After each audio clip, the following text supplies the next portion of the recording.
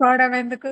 ఉంటే సార్ అంతా చెదరడం వడ్డీ ఉండేవాళ్ళం సార్. స్టూడెంట్స్ ఎక్కడ ఊరు. ప్రారంభించుకుందాం. అంతరాయ తిమిరోపశాంతయే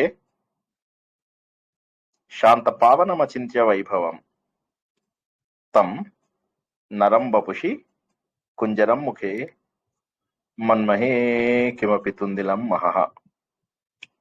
వసుదేవసుతం దేవం కంసచానూరమర్ధనం దేవకీ పరమానందం కృష్ణం వందే జగద్గురుం.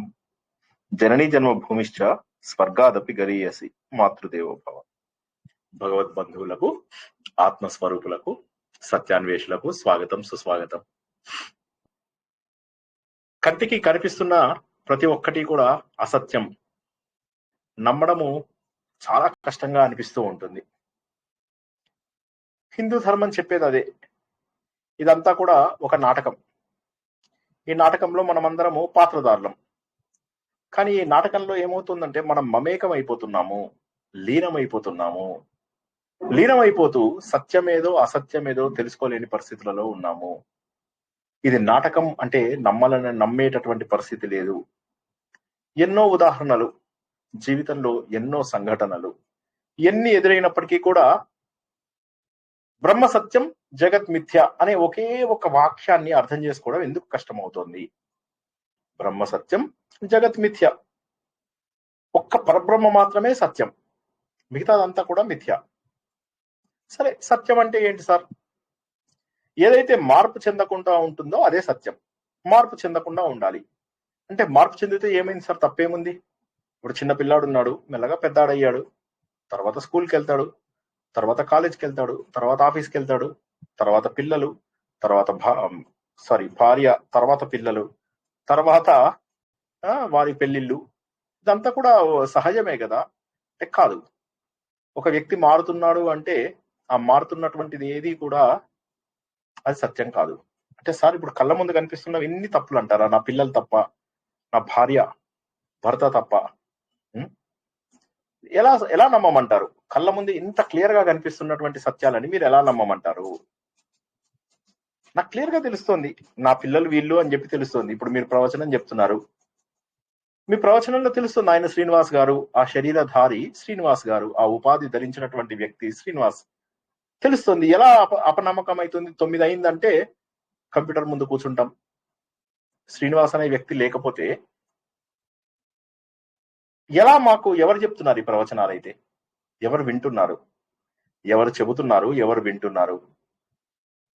సరే, కాబట్టి నేను దేహాన్ని, కాబట్టి నేనెవరిని? నేను దేహాన్ని. ఏమంటారు? కరెక్టే అంటారా స్టూడెంట్స్? కాబట్టి నేను దేహాన్ని. తప్పు సార్. కాదంటే నేను మీకు కనిపిస్తున్నాను కదా. ఇప్పుడు ఎవరు చెప్తున్నారు మీకు? ఆత్మతో కలిసిన సార్. ఆత్మ చెప్తుందా? ఇప్పుడు మీరు భయపడతాం. నా ఆత్మ నైట్ టైం అయితే భయపడిపోతాం, వణికిపోతాం. నైట్ టైం ఆత్మలు వస్తే భయపడతాం. దేహం చెబుతోందా? ఆత్మ చెప్తోందా? దేహం చెప్తుంది. చైతన్యం, దేహంలోని చైతన్యం సార్. ఓకే. సో కాబట్టి శ్రీనివాస్ అనేవాడిని నేను దేహంగా గుర్తించవచ్చా? శ్రీనివాస్ అంటే దేహమే. ఖచ్చితంగా శ్రీనివాస్ అనే పదం ఏదైతే ఉందో అది దేహానికి సంబంధించిందే. దీన్ని ఏమంటారు అంటే నామము, రూపము అంటాము. ఈ ప్రపంచంలో మన బ్రెయిన్ లోపల రిజిస్టర్ కావాలి అంటే ఒక నామము, ఒక రూపము తప్పనిసరి. ఉదాహరణకి ఎన్టీ రామారావు అనగానే ఎన్టీఆర్ ముఖ చిత్రం మీకు ముందు కనిపిస్తూ ఉంటుంది. చిరంజీవి అనగానే ఆయన కనిపిస్తారు. ఈ విధంగా ఏంటి, ఏదైనా ఒక నామము ఒక రూపంతో అసోసియేట్ అయినటువంటిది కనిపిస్తుంది. అదే నేను శ్రీనివాస్ అన్నాను అనుకోండి, 1,00,000 మంది శ్రీనివాసులు ఉంటారు. ఎవరని చెప్తారు? అప్పుడు చెప్తారు శ్రీనివాస్ అంటే వెంకటేశ్వర స్వామి. అప్పుడు వెంకటేశ్వర స్వామి జ్ఞాపకం వచ్చి వెంకటేశ్వర స్వామి విగ్రహం గుర్తొస్తుంది. లేదు లేదు, శ్రీనివాస్ అంటే మీ టీచరు అంటే ఆయన తెలుసు తెలుసు తెలుసు తెలుసు, కర్రెగా ఉంటాడు, ఆయననే కదా అంటే కర్రెగా ఉంటాడు, ఆయననే. సో అట్లాగా ఒక రూపాన్ని గుర్తిస్తాం మనం. ఒక నామము, ఒక రూపము పట్టుకుని గుర్తిస్తాం. అయితే హిందూ ధర్మం లోపల ఈ నామరూపాలు కూడా అసత్యం. ఎంత ఆశ్చర్యంగా ఉంది కదా. కల్పించేవల్లే అసత్యం, నామరూపాలు అసత్యం. నామరూపాలు లేనిదే ఏది గుర్తించగలుగుతాం మనం, చెప్పండి. ఒక అనుభవం రావాలి. చిన్నప్పటి నుంచి మనకు కంటికి కనిపించనివి కూడా గుర్తిస్తున్నాం. ఎవరన్నా చెప్తారా కంటికి కనిపించనివి ఏమేమి గుర్తిస్తున్నామో? గాలి. ఓకే, అది మనకు ఇంద్రియాల ద్వారా, స్పర్శ ద్వారా తెలుస్తుంది. కన్ను అంటే కన్నని కాదు, కన్ను, ముక్కు, నోరు, చెవులు, స్పర్శ, ఈ ఐదింటిని జ్ఞానేంద్రియాలు అంటారు. ఈ ఐదింటి ద్వారా తెలియనిది ఏదన్నా ఉందా? తెలిసేది ఈ ఐదు కాకుండా ఇంకా కూడా కొన్ని ఉన్నాయి, వాటి ద్వారా మనం గుర్తుపడతాం. మనసు, బుద్ధి. ఏం గుర్తుపడతాం? ఒక ఎగ్జాంపుల్ చెప్పండి. బాధ, నొప్పులు అన్ని గుర్తుపడతాం కదా. బాధ. ఇంకెవరన్నా చెప్పండి. ఆనందం సార్, ఆనందాన్ని, ఆనందాన్ని, ప్రతి ఒక్కటి గుర్తిస్తాం కదా. భయం. భయం గుర్తిస్తామా? సిగ్గు గుర్తిస్తామా? అహంకారం గుర్తిస్తామా? కామం, క్రోధం, లోభం, మోహం, మదం, మాత్సర్యం అన్ని గుర్తిస్తామా లేదా? మాత్సర్యం అంటే ఏంటండి? ప్రేమ, మోహం, మోహం, ప్రేమ. ఇంకెవరైనా చెప్పండి. ప్రేమ చెడు లక్షణం కాదు కదా. మమకారం, మమకారం సార్, అభిమానం, మమకారం, పిల్లల మీద మమకారం, అట్లా మోహం, అట్లా ఆల్రెడీ కామ, క్రోధ, లోభ, మోహ. కామ, క్రోధ, లోభ, మోహ, మదము, మాత్సర్యం. మీరు చెప్పింది ప్రేమ ఏదైతే ఉందో మితిమీరిన ప్రేమని మోహం అంటారు, కరెక్ట్. మాత్సర్యం అంటే ఏంటి? అహంకారం సార్. అహంకారం, మదం అంటారు. అసూయ లాంటిది, అసూయ. మాత్సర్యం అంటే అసూయ.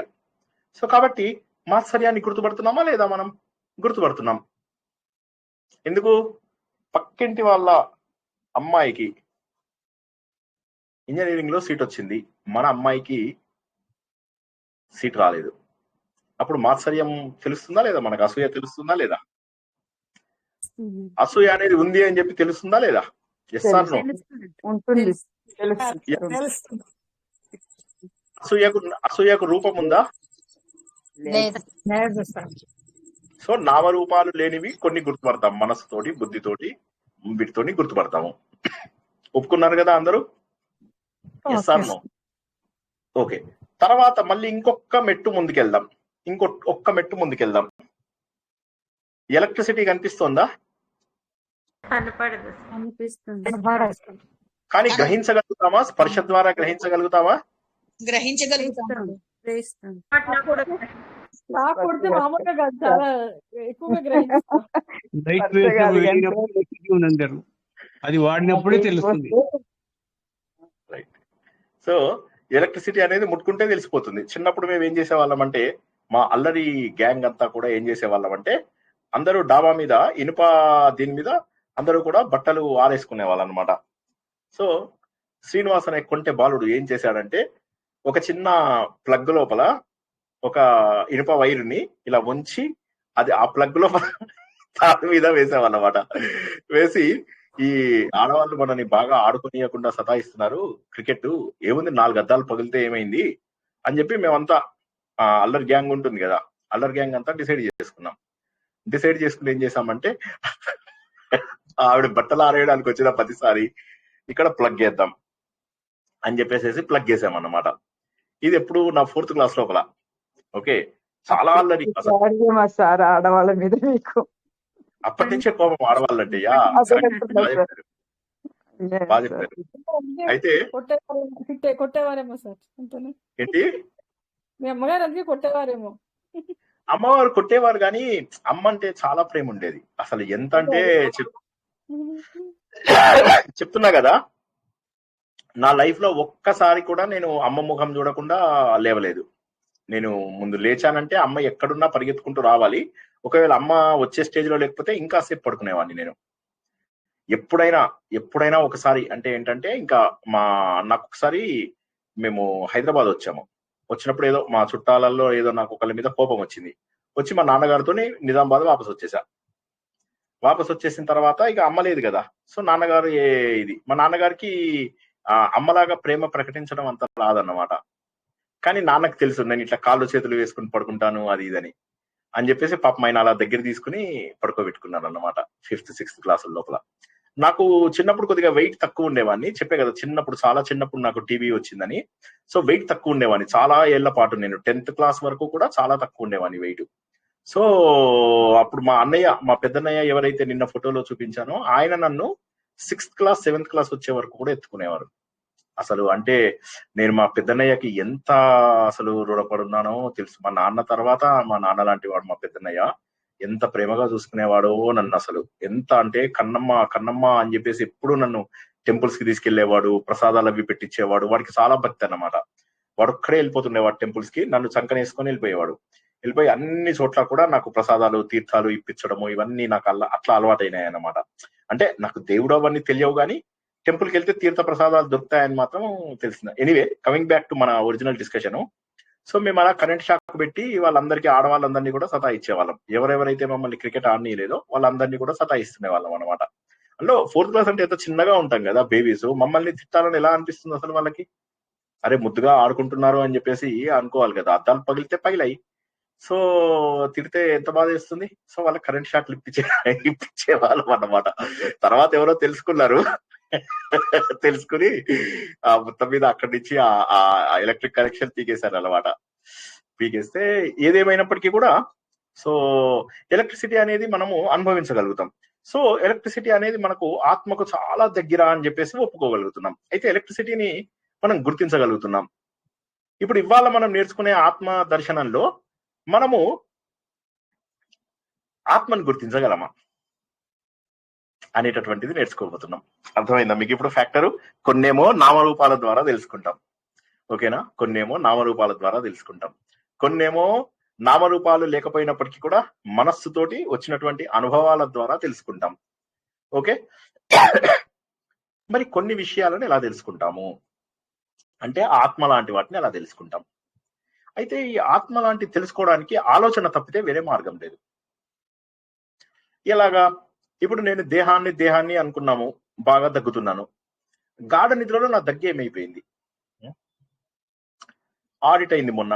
ఆడిట్ లోపల నాకు ప్రాబ్లమ్స్ వచ్చాయి, అన్ని ప్రాబ్లమ్స్ వచ్చాయి. కొద్దిగా అనుకున్నంత బాగా జరగలేదు ఆడిట్. 3 రోజుల పాటు చాలా సఫర్ అయ్యాను. అనుకున్నంత మంచి ఆడిటర్ రాలేదు, చాలా సతాయిచ్చాడు. అందులో సాఫ్ట్వేర్ ఆడిట్ కొద్దిగా డిఫరెంట్ ఉంటుంది. మామూలు ఫైనాన్షియల్ ఆడిట్ లాగా ఇర్రెగ్యులారిటీస్ అవి ఉండవు. కానీ సాఫ్ట్వేర్ ఆడిట్ లో కూడా వాడు కావాలని అవన్నీ, ఆ బాధలన్నీ ఎక్కడ పోయాయి? నేను నిద్రపోయినప్పుడు ఆ మానసికమైనటువంటి బాధలన్నీ ఎక్కడికి పోయాయి? నిద్రలో వచ్చే వరకు కూడా, అంటే నేను జాగృతావస్థలో ఉన్నంత వరకు, స్వప్నావస్థలో ఉన్నంత వరకు కూడా నాకు ఖచ్చితంగా కూడా నేను చేస్తున్నది తెలిసింది. నాకు ఏమని తెలిసింది? అరే నాకు ఇవాళ మంచిగా జరగలేదు, ఆడిట్ బాగా జరగలేదు అని చెప్పేసి ఆలోచన, ఇవన్నీ కూడా స్వప్నావస్థలో కూడా తెలిసింది నాకు. కానీ ఎప్పుడైతే నిద్రావస్థలోకి వెళ్ళిపోయానో అన్ని మాయమైపోయాయి, అన్ని పటాపంచలు అయిపోయాయి. కాబట్టి ఇప్పుడు నేను శరీరాన్ని అని ఏదైతే భ్రమలో ఉన్నానో, నా నొప్పి, నా దగ్గు ఏమైందండి? ఇప్పుడు మెలకుగా ఉన్నప్పుడు గంటకు 60 సార్లు దగ్గుతున్నాను, అవునా? నిద్రలో ఉన్నప్పుడు ఎక్కడ పోయిందండి ఆ దగ్గు? హలో, అంటే నేను, నా శరీరం ఏమైపోయింది నిద్రలో? అదేవిధంగా బాధలన్నీ మనస్సు ఎంతసేపు ఆపుకోగలమండి మనం? 1 నిమిషమైనా గట్టిగా ఆపుకోగలమా? ధ్యానం బాగా చేసే వాళ్ళు సరే వదిలేసేయండి, ఇన్ జనరల్ ఆపుకోగలమా? హలో, కొన్ని గంటల పాటు మనస్సు గురించి అసలు మనకు తెలియకుండా ఉండడం ఎలా పాసిబుల్ అయిందంటారు? కారణ శరీరము బయటికి వెళ్ళిపోయింది కనుక మనకి ఏమి తెలియదు. సుషుప్తి అవస్థలో ఉన్నప్పుడు అలా అయిపోతుంది. తురియావస్థకి చేరుకున్నప్పుడు తెలియదు. తురియావస్థ కంటే ముందే కారణ శరీరంలో ఉన్నప్పుడే మనకు తెలియదు. ఎప్పుడైతే మనం విత్తన రూపంలో ఉంటామో, కారణ శరీరం అంటే విత్తన రూపం అని చెప్పి తెలుసుకున్నాం. ఆ విత్తన రూపంలో మనం ఉన్నప్పుడు మనకి ఇవన్నీ తెలియవు. సో కాబట్టి ఇన్నాళ్ళు నేను శరీరము అనుకుంటున్నాను. మన పక్కన ఒక పిల్లాన్ని పెట్టుకున్నాం, అప్పుడే పుట్టాడు, బేబీ పుట్టాడు ఒక ఆమెకి. ఓకే, అప్పుడే ఆమె ఏమంటారు, బాలింత అంటారా, ఆవిడ ఉంది, పిల్లని పెట్టుకొని చక్కగా పడుకుంది. పడుకున్న తర్వాత నిద్రలో ఒకడు వచ్చాడు, దొంగ వచ్చాడు, ఆ పిల్లాన్ని తీసుకెళ్లి ఇటుపక్క నుంచి అటుపక్కకు, అటుపక్క నుంచి ఇటుపక్కకు మార్చాడు అన్నమాట. మా పాప కొద్దిగా చైనీస్ ముఖం ఉంటుంది, మా పాపది. అంటే మా వైఫ్ కూడా కొద్దిగా చైనీస్ ముఖం ఉంటుంది, దాంతో మా పాప కూడా కొద్దిగా చైనీస్ ముఖం ఉందన్నమాట. ఉంటే దాన్ని చిన్నప్పుడు చెప్తుండే వాళ్ళం అనమాట. ఎక్కడో వాల్మార్ట్ లో మిస్ అయిపోయాం నిన్ను, వాల్మార్ట్ లోపల ఎక్స్చేంజ్ అయిపోయింది, నువ్వు వెళ్ళిపోయావు, నీ అన్న పేరు, నీ పేరు యాక్చువల్లీ టుంగ్ టాంగ్ టింగ్, నీ అన్న పేరు డమ్ డము ఇట్లా దాన్ని ఏడిపిస్తుండే వాళ్ళం అనమాట మా పాపని. సో నువ్వు యాక్చువల్ గా ఇప్పుడు మేమెవరైతే సమీరాసులు దిరుతి అని పెట్టుకున్నామో అది ఇప్పుడు చైనాలో పెరుగుతోంది, నువ్వేమో చైనా పిల్లవి మా ఇంట్లో పెరుగుతున్నావు అని చెప్పేసి దాన్ని బాగా సతాయిస్తుండే వాళ్ళం అనమాట. సో కొన్నాళ్ళు అది నిజం అనుకుంది, యాక్చువల్ గా చాలా రోజుల పాటు అది నిజం అనుకుంది. సరే కొద్దిగా ఇక ఎందుకైనా మంచిది, వీళ్ళతో బాగుంటేనే మంచిది, లేకపోతే చైనా పంపిస్తారు అనుకుందో, ఏందో కొద్దిగా బాగానే ఉండేది అనమాట. ఆ తర్వాత అంటే ఇక్కడ మనం గుర్తించాల్సింది ఏంటి అంటే, ఎక్కడికి వెళ్ళిపోయాం మనం? ఆ గాఢ నిద్రలో ఉన్నప్పుడు మనం ఎక్కడికి వెళ్ళిపోయాం? సో ఇది ఆశ్చర్యకరమైనటువంటి విషయం. తర్వాత చనిపోక ముందు ఎక్కడున్నాం, చనిపోయిన తర్వాత ఎక్కడున్నాం? అయిపోయిందా? చనిపోతే ఈ దేహం ఒకసారి వదిలేసిన తర్వాత ఇక నాకు ఏ విధమైనటువంటి రూపము లేదా. కాబట్టి నేను ఆలోచన మాత్రమే నన్ను ఆత్మకు దగ్గర చేస్తుంది.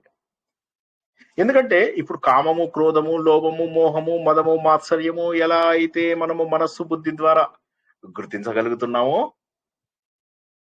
ఆత్మను కూడా అక్కడ గుర్తించగలము. ఒక్కసారి చెప్పగలరా ఎవరైనా? నేను అన్న లాస్ట్ సెంటెన్స్.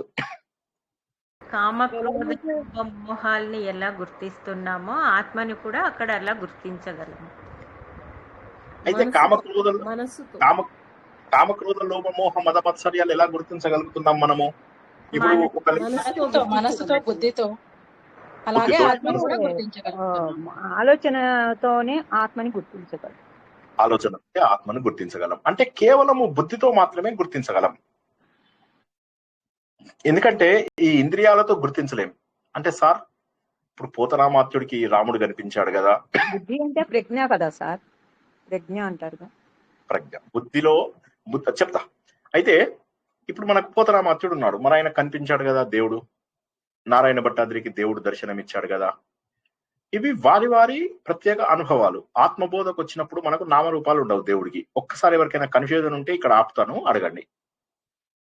అంటే వాళ్ళ అంతర్దర్శనం చేశారు కదా సార్, వాళ్ళు అంతరంగా దర్శించారు. ఒక వ్యక్తి అనుభవాలు మనం ఏం చెప్పగలుగుతాం? ఇప్పుడు జ్ఞానం అంటే భక్తి లోపల పూర్తి స్థాయి పారవశ్యం ఉన్నప్పుడు అంతటా భగవంతుడే కనిపిస్తుంటాడు. ఇప్పుడు ఎవరన్నా ప్రేమించి చూసామనుకోండి, చూస్తే ఎట్లా ఉంటుంది? ఎక్కడ చూసినా కూడా మనం ప్రేమించిన వాళ్ళే కనిపిస్తూ ఉంటారు, అవునా కదా? Yes sir. మా అన్నయ్యకు పెళ్ళైన కొత్త లోపల, మీకు అనుభవం సార్, మాకు ఎవరికి లేదు. మా అన్నయ్యకి పెళ్ళైన కొత్త లోపల థియేటర్ లో నేను మా అన్నయ్య కలిసి ఏదో సినిమాకి వెళ్ళాం. మా వదిన పుట్టింటికి వెళ్ళింది, నేను మా అన్నయ్య సినిమాకి వెళ్ళాం. వెళ్ళగానే అక్కడ ఒక ఆమె కనిపించగానే చూడరా వదినలాగే ఉంది కదా అంటే, అవునరా వదినలాగే ఉంది అన్నాను. ఇంటికి వచ్చేసరికి మా వదిన వాళ్ళ అమ్మాయి ఇద్దరు వచ్చేసారు అనమాట. రాగానే వాడు చెప్పాడు, వాడు చాలా ఆవేశపడిపోయాడు, లక్ష్మి నీకు తెలుసా ఇంత థియేటర్ లో అచ్చం నీలాంటి ఒక ఆమెను చూశాను అని చెప్పి. అంటే మా వదిన, ఏంటి వాసు నిజమా అలా ఉందా అమ్మాయి అంటే, ఎవరిని చూసినా అలాగే అంటున్నాడు వదిన, నేను ఏం చేయను అని చెప్పేసి అన్నాడు అన్నమాట. అనగానే వాడు షాక్ అయిపోయాడు. నేను ఇలా ద్రోహం చేస్తాను అనుకోలేదు, ఒరే సొంత తమ్ముడివి ఇంత ద్రోహం చేస్తావా అని చెప్పేసి ఆశ్చర్యపోయాడు అనమాట. సో ఏ విధంగా అయితే మనం అనుకున్న వాళ్ళు మనకు ఎక్కువగా కనిపిస్తూ ఉంటారో, భగవంతుడు అనేటటువంటిది ఒక భావన, భక్తి అనేటటువంటిది ఒక గొప్ప భావన. ఆ భక్తి లోపల పరాకాష్ఠకి వెళ్ళినప్పుడు మనకు బయట ఎవరు కనిపించరు. ఇప్పుడు మీరు ఆ నాగేశ్వరరావు సినిమా బుద్ధిమంతుడు సినిమా చూసినట్లయితే అందులోపల ఆయన నన్ను పాలించగా నడిచే వచ్చితివా అని పాట ఉంది కదా. ఆయన భగవంతుడికి అన్నం తినిపిస్తూ ఉంటాడు, భగవంతుడితో మాట్లాడుతూ ఉంటాడు, భగవంతుడితో కూర్చుంటూ ఉంటాడు. సార్ అదేంటి రోగమా? రోగం కాదు. భక్తి అనేటటువంటిది ఒక పూర్తి స్థాయి పరాకాష్ఠ, ప్రేమలో పూర్తి స్థాయి పరాకాష్ఠ. సో కాబట్టి వారికి అది మానసిక అనుభవం. దేవుడికి రూపమే లేనప్పుడు దేవుడు రూపంతో ఎలా కనిపిస్తాడు? కాబట్టి వేదాలలో ఎక్కడా కూడా దేవుడికి ఒక రూపం అంటూ ఇవ్వనప్పుడు, మరి మనకు పురాణాలలో వీటిలో రూపం ఉంది అంటే పర్వాలేదు, మనకు భక్తి పెంచడానికి ఉపయోగపడతాయి. కానీ భగవంతుడికి నామరూపాలు లేవు. అందుకోసమే మనం ఆత్మబోధ తెలుసుకుంటున్నాం.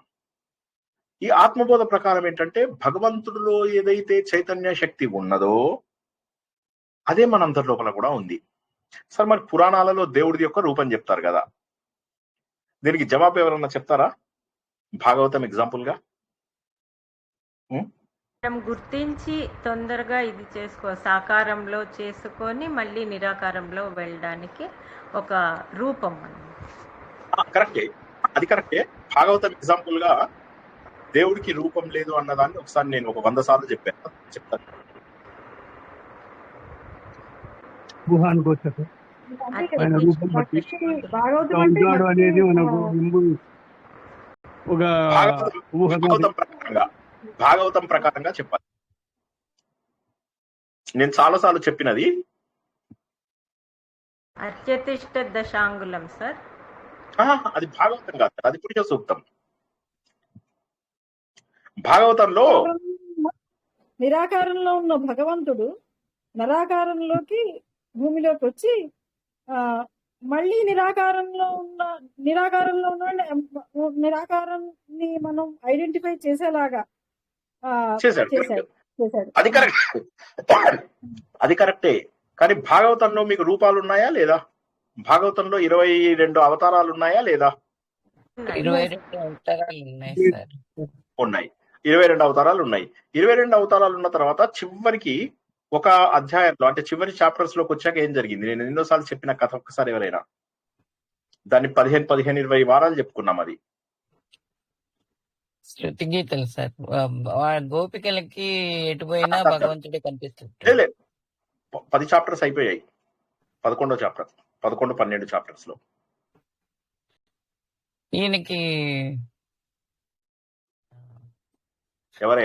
ఎవరైనా ప్రయత్నం చేయండి. అక్రూరుడికి నీళ్ళల్లో కనిపిస్తుంది. ప్రహ్లాదుడు చెప్పాడు కదండి, 11-12 చాప్టర్ లో అయిపోయింది కదా, శ్రీకృష్ణుడిది అయిపోయింది కదా కథ.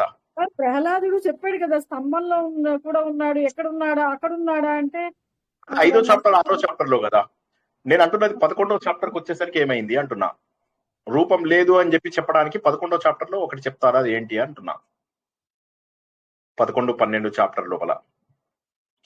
సరే, ఇంకొక క్లూ ఇస్తాను. నారాయణ మహర్షి ఆరోగ్యం కోసము తపస్సు చేస్తూ భక్తిలో చివరికి నేనే నువ్వు కదా, నేనే నువ్వు అయినప్పుడు నాకు ఈ రోగం ఎందుకు, నాకు మోక్షమే కావాలి అని ఆకారంలో నిరాకారంలోకి వెళ్ళిపోతాడు. ఆకారాన్ని పూజిస్తూ నిరాకారంలోకి వెళ్ళిపోతాడు. కాదు ఒక విషయం సార్ గుర్తొస్తుంది, ధ్యాన మార్గంలో చెప్పారు. అది అవ్యక్తం నుంచి వ్యక్తమా సార్? అవ్యక్తం నుంచి కాదు. ఇప్పుడు అన్ని చాప్టర్స్ లో భగవంతుడి గురించి డిస్క్రైబ్ చేశారా లేదా? భగవంతుడిని 22 అవతారాలలో ఒక రూపం ఇచ్చి నామం ఇచ్చి చెప్పారా లేదా? ఫస్ట్ ఎస్ఆర్ నో చెప్పండి. చివరికి 11-12 చాప్టర్స్ కి వచ్చేసరికి మళ్ళీ దేవుడు ఎలా ఉంటాడు అనేటటువంటి కన్ఫ్యూజన్ వచ్చింది అందరికి. చెప్పారు మీరు, అది అవునా? వీడియో కూడా చేశారు, వీడియో కూడా పెట్టారు ధ్యాన మార్గంలో. కాదు, మీరు అది చెప్పలేకపోతున్నారు ఆ పాయింట్. సరే,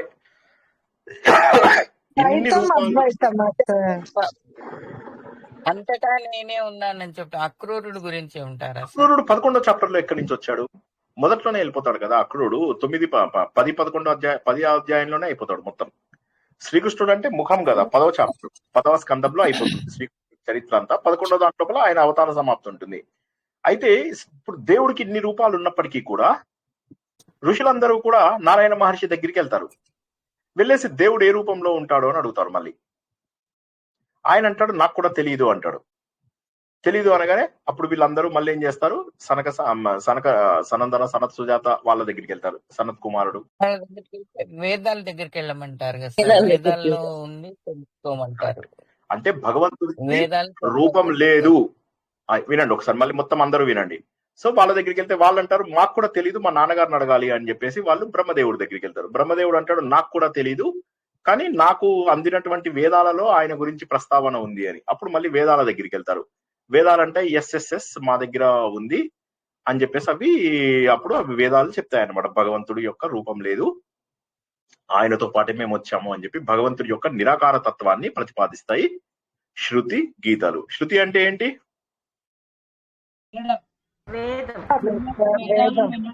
వేదాలను వినడము, ఆచరించడము, మననం చేసుకుని చేయడం ఆచరించాలి. అంటే జ్ఞానాన్ని పోకిరి సినిమా లోపల పోకిరి సినిమాలో ఇలియానా పేరు.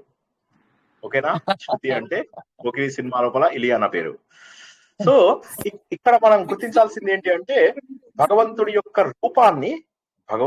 రూపాన్ని లేదు నిరాకార రూపము అని చెప్పేసి ప్రతిపాదించేవి శృతి గీతలు. ఎప్పుడు? మొత్తం భాగవతం అయిపోయిన తర్వాత. అంటే భాగవతము ఎవరి కోసం చెప్పారు? మన కోసం చెప్పారు. మన కోసం ఏం చెప్పారు భాగవతంలో? బాబు ఇది కథ, ఇగో ఇది దేవుడి యొక్క తత్వము అని చెప్పేసి మొత్తం భగవంతుడి యొక్క రూపాలన్నీ చెప్పి చివరికి భగవంతుడికి మళ్ళీ రూపం లేదు అని చెప్పి తేల్చేశారు. ప్రతి చోట కూడా హంసగుహ్యం జ్ఞాపకం ఉన్న వాళ్ళు ఎంతమంది ఎవరు రాశారండి హంసగుహ్యం?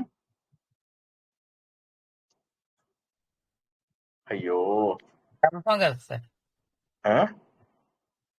బ్రహ్మ. హంసగుహ్యం ఎవరు రాశారు? సరే పోనీ క్లూ ఇస్తాను. ఆయనకి 2వ జన్మలో రాస్తాడు హంసగుహ్యం. ఓకే, ఆయన ఒక ప్రజాపతి. ఆయన ఒక ప్రజాపతి దక్షుడు సార్, దక్షుడండి. దక్షుడు సార్. దక్షుడు. దక్షుడు. దక్ష ప్రజాపతి. ఆయనకు మొదటి లోపల మేక మొహం పెడతారు కదా, తర్వాత జన్మలో ఆయన మహానుభావుడైనటువంటి వాడుగా పుడతాడనమాట.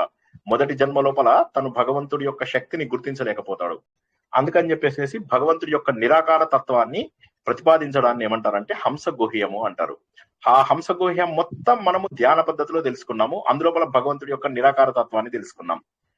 భగవంతుడి యొక్క ఆకార తత్వాన్ని హంసగుహ్యము దాటిన 4 అడుగుల్లోనే తెలుసుకున్నాం. అదేంటో చెప్పగలరా ఎవరైనా?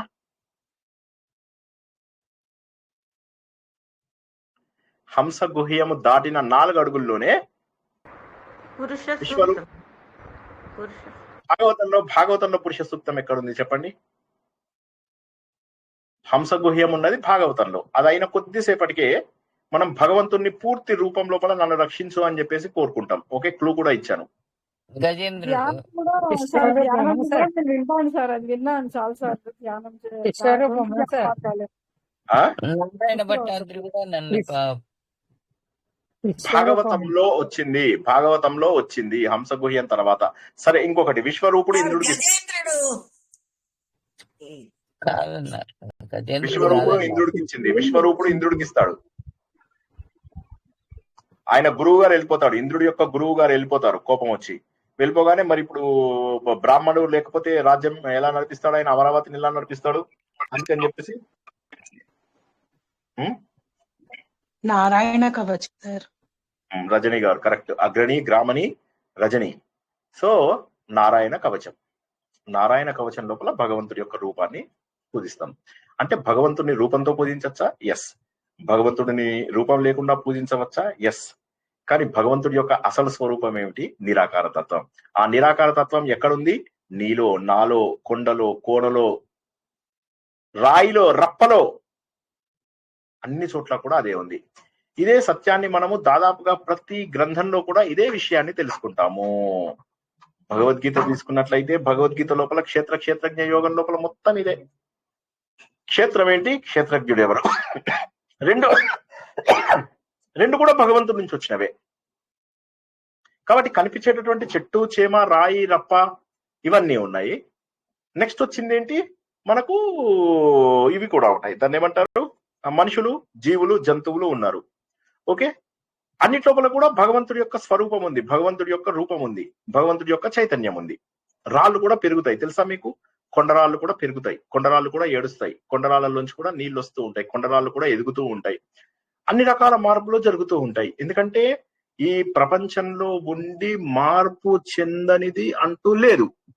కొండ మార్పు చెందుతుందా లేదా? హలో, కొండ నిద్రపోతాయంట సార్. రాళ్ళు నిద్రపోయినప్పుడే పెద్ద పెద్ద టెంపుల్ కట్టినారు అంటారు. నిద్రపోయినప్పుడే టెంపుల్ కట్టినారు అంటారు. రాళ్ళల్లో కూడా జీవం ఉంది. కొండలు పెరుగుతాయా లేదా? కొండలు పెరుగుతాయి సార్. పెరుగుతాయి. అయితే మన కళ్ళ ముందు ఆ మార్పు కనిపించదు. ఎందుకని కనిపించదు? ఎందుకంటే ఒక్కొక్కళ్ళ జీవం ఒక్కొక్క రకంగా ఉంటుంది. ఇప్పుడు మనకు చూసినట్లయితే చిన్న కుక్క పిల్లని తీసుకొస్తారు, అది 1 year కే పెద్ద కుక్క పిల్లలాగా అయిపోతుంది. దాని every month is equal to 10 months, 1 year. మన 1 year తో సమానం. అది 10 నెలలు వచ్చేసరికి 10 ఏళ్ల వయసులో ఉన్నటువంటి హైట్ అయిపోతుంది అది. అరే నిన్ననే కదా బేబీ కుక్క పిల్లని చూశాను అంటే ఇప్పుడు బేబీ కుక్క పిల్ల కాస్త బాబా కుక్క పిల్లలాగా అయింది, ఎదిగింది ఫాస్ట్ గా. తాబేలు ఉంది, తాబేలు 300-350 సంవత్సరాలు బతుకుతుంది. అందుకే మనం ఏం చేస్తామంటే జనరేషన్స్ దాన్ని అందిస్తాం. సో కాబట్టి ఏమైతుందంటే ఈ విధంగా రాళ్ళు రప్పలు ఏవైతే ఉన్నాయో వాటిలో కూడా మార్పు వస్తుంది, చాలా నిదానంగా వస్తుంది. కనిపించే ప్రతి వస్తువు మారేదే, కనిపించే ప్రతి వస్తువు మారేదే.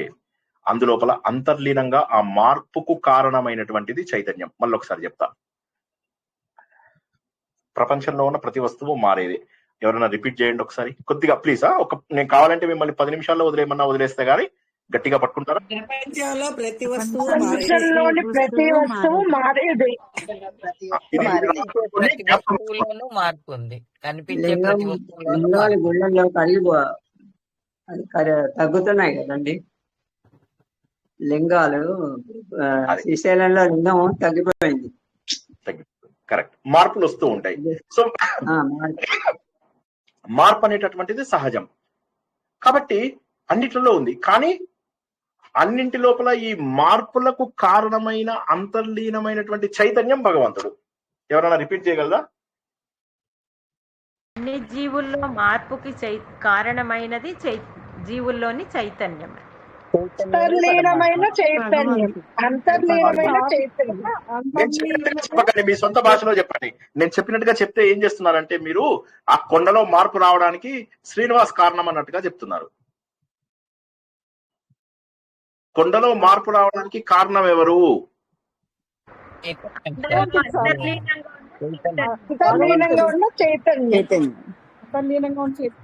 ఉన్నటువంటి చైతన్యం. ఆ చైతన్యంనే మనం భగవంతుడు అంటాం. ప్రస్తుతానికి ఆత్మబోధలో భగవంతుడు అనే మాట ఉండదు కాబట్టి మనం ఏం చేస్తామంటే కోన లోపల రాళ్లల్లో, రప్పల్లో, చెట్లల్లో, చేమల్లో, పక్షుల్లో, ఈగలో, దోమలో అన్నింటిలో కూడా ఆ కదిలే శక్తి, ఆ పని చేసేటటువంటి శక్తి, ఇవన్నీ కూడా ఎక్కడి నుంచి వచ్చాయంటే ఆ చైతన్యం ద్వారానే వచ్చాయి. ఉదాహరణకు పక్షుల్లో ప్రేమ ఉంటుందండి? వాళ్ళ పిల్లలంటే అవంటే ప్రేమ ఉంటాయా? ఉంటుందండి. ఎక్కడి నుంచి వచ్చిందండి అది ప్రేమ అనేటటువంటిది? ఇప్పుడు అదైతే ఇంద్రియాలతో గ్రహించేది కాదు ప్రేమ. ఇప్పుడు ప్రేమ అనేది ఇప్పుడు తుర్గాడు కూడా వచ్చి చెప్తాడు, మన అమ్మ వద్దులే మళ్ళీ ఆ జోలికి వెళ్తే 2 గంటలు అదే మాట్లాడతాం, వచ్చేసి ప్రేమ ఉంది అంటాడు. ప్రేమ మీకు కనిపిస్తుందా? కానీ మనసుతో భావించగలుగుతాం కానీ అది అవతల వాడు అబద్ధం చెప్తున్నాడో లేదో కూడా మనకు తెలియదు కదా. తెలియదు, మనస్సు చేత మాత్రమే తెలుస్తుంది. కాబట్టి అంటే మన మనసుకి మనకు తెలుస్తుంది. అదే విధంగా తల్లి ఎక్కడి నుంచి వచ్చింది దానికి ఆ ప్రేమ? పశువులకు, పక్షులకు ఎక్కడి నుంచి వచ్చింది ఆ ప్రేమ? ఆ చైతన్యం ఏది? ఆ భావములకు కూడా కారణమైనటువంటిది ఏది? ఏనుగుంది, ఏనుగు ఎవరన్నా ఏమన్నా అనగానే నయ్యని తల్లి దగ్గరికి వెళ్ళిపోయి తల్లి కాళ్ళ కిందకి వెళ్ళిపోయి దాక్కుంటుంది. ఎక్కడి నుంచి తెలిసి ఇది నా తల్లి, నేను ఇక్కడ సేఫ్ గా ఉండగలుగుతాను అని ఎక్కడి నుంచి వచ్చింది ఈ భావం? ఆవు దూడలు కూడా అంతే సార్. ఆవు మంద సుమారు 20 ఆవులు వచ్చినా అది పిల్ల ఉరికిపోయి తన తల్లిని మాత్రమే గుర్తుపట్టగలుగుతుంది. 20-30 ఆవులు ఉన్నా కూడా అది తల్లి దగ్గరకే పోతుంది.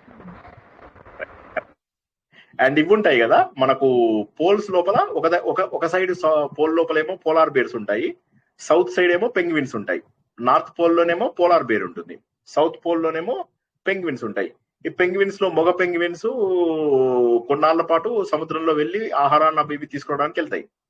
వెళ్ళి వచ్చేసరికి అవి ఎగ్జాక్ట్లీ వాళ్ళ వైఫ్ ఎవరో గుర్తుపడతాయి తెలుసా? అవి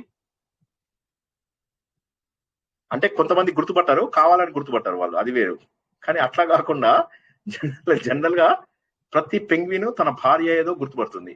అంటే ఆత్మబంధం ఉంటుందంటారా సార్?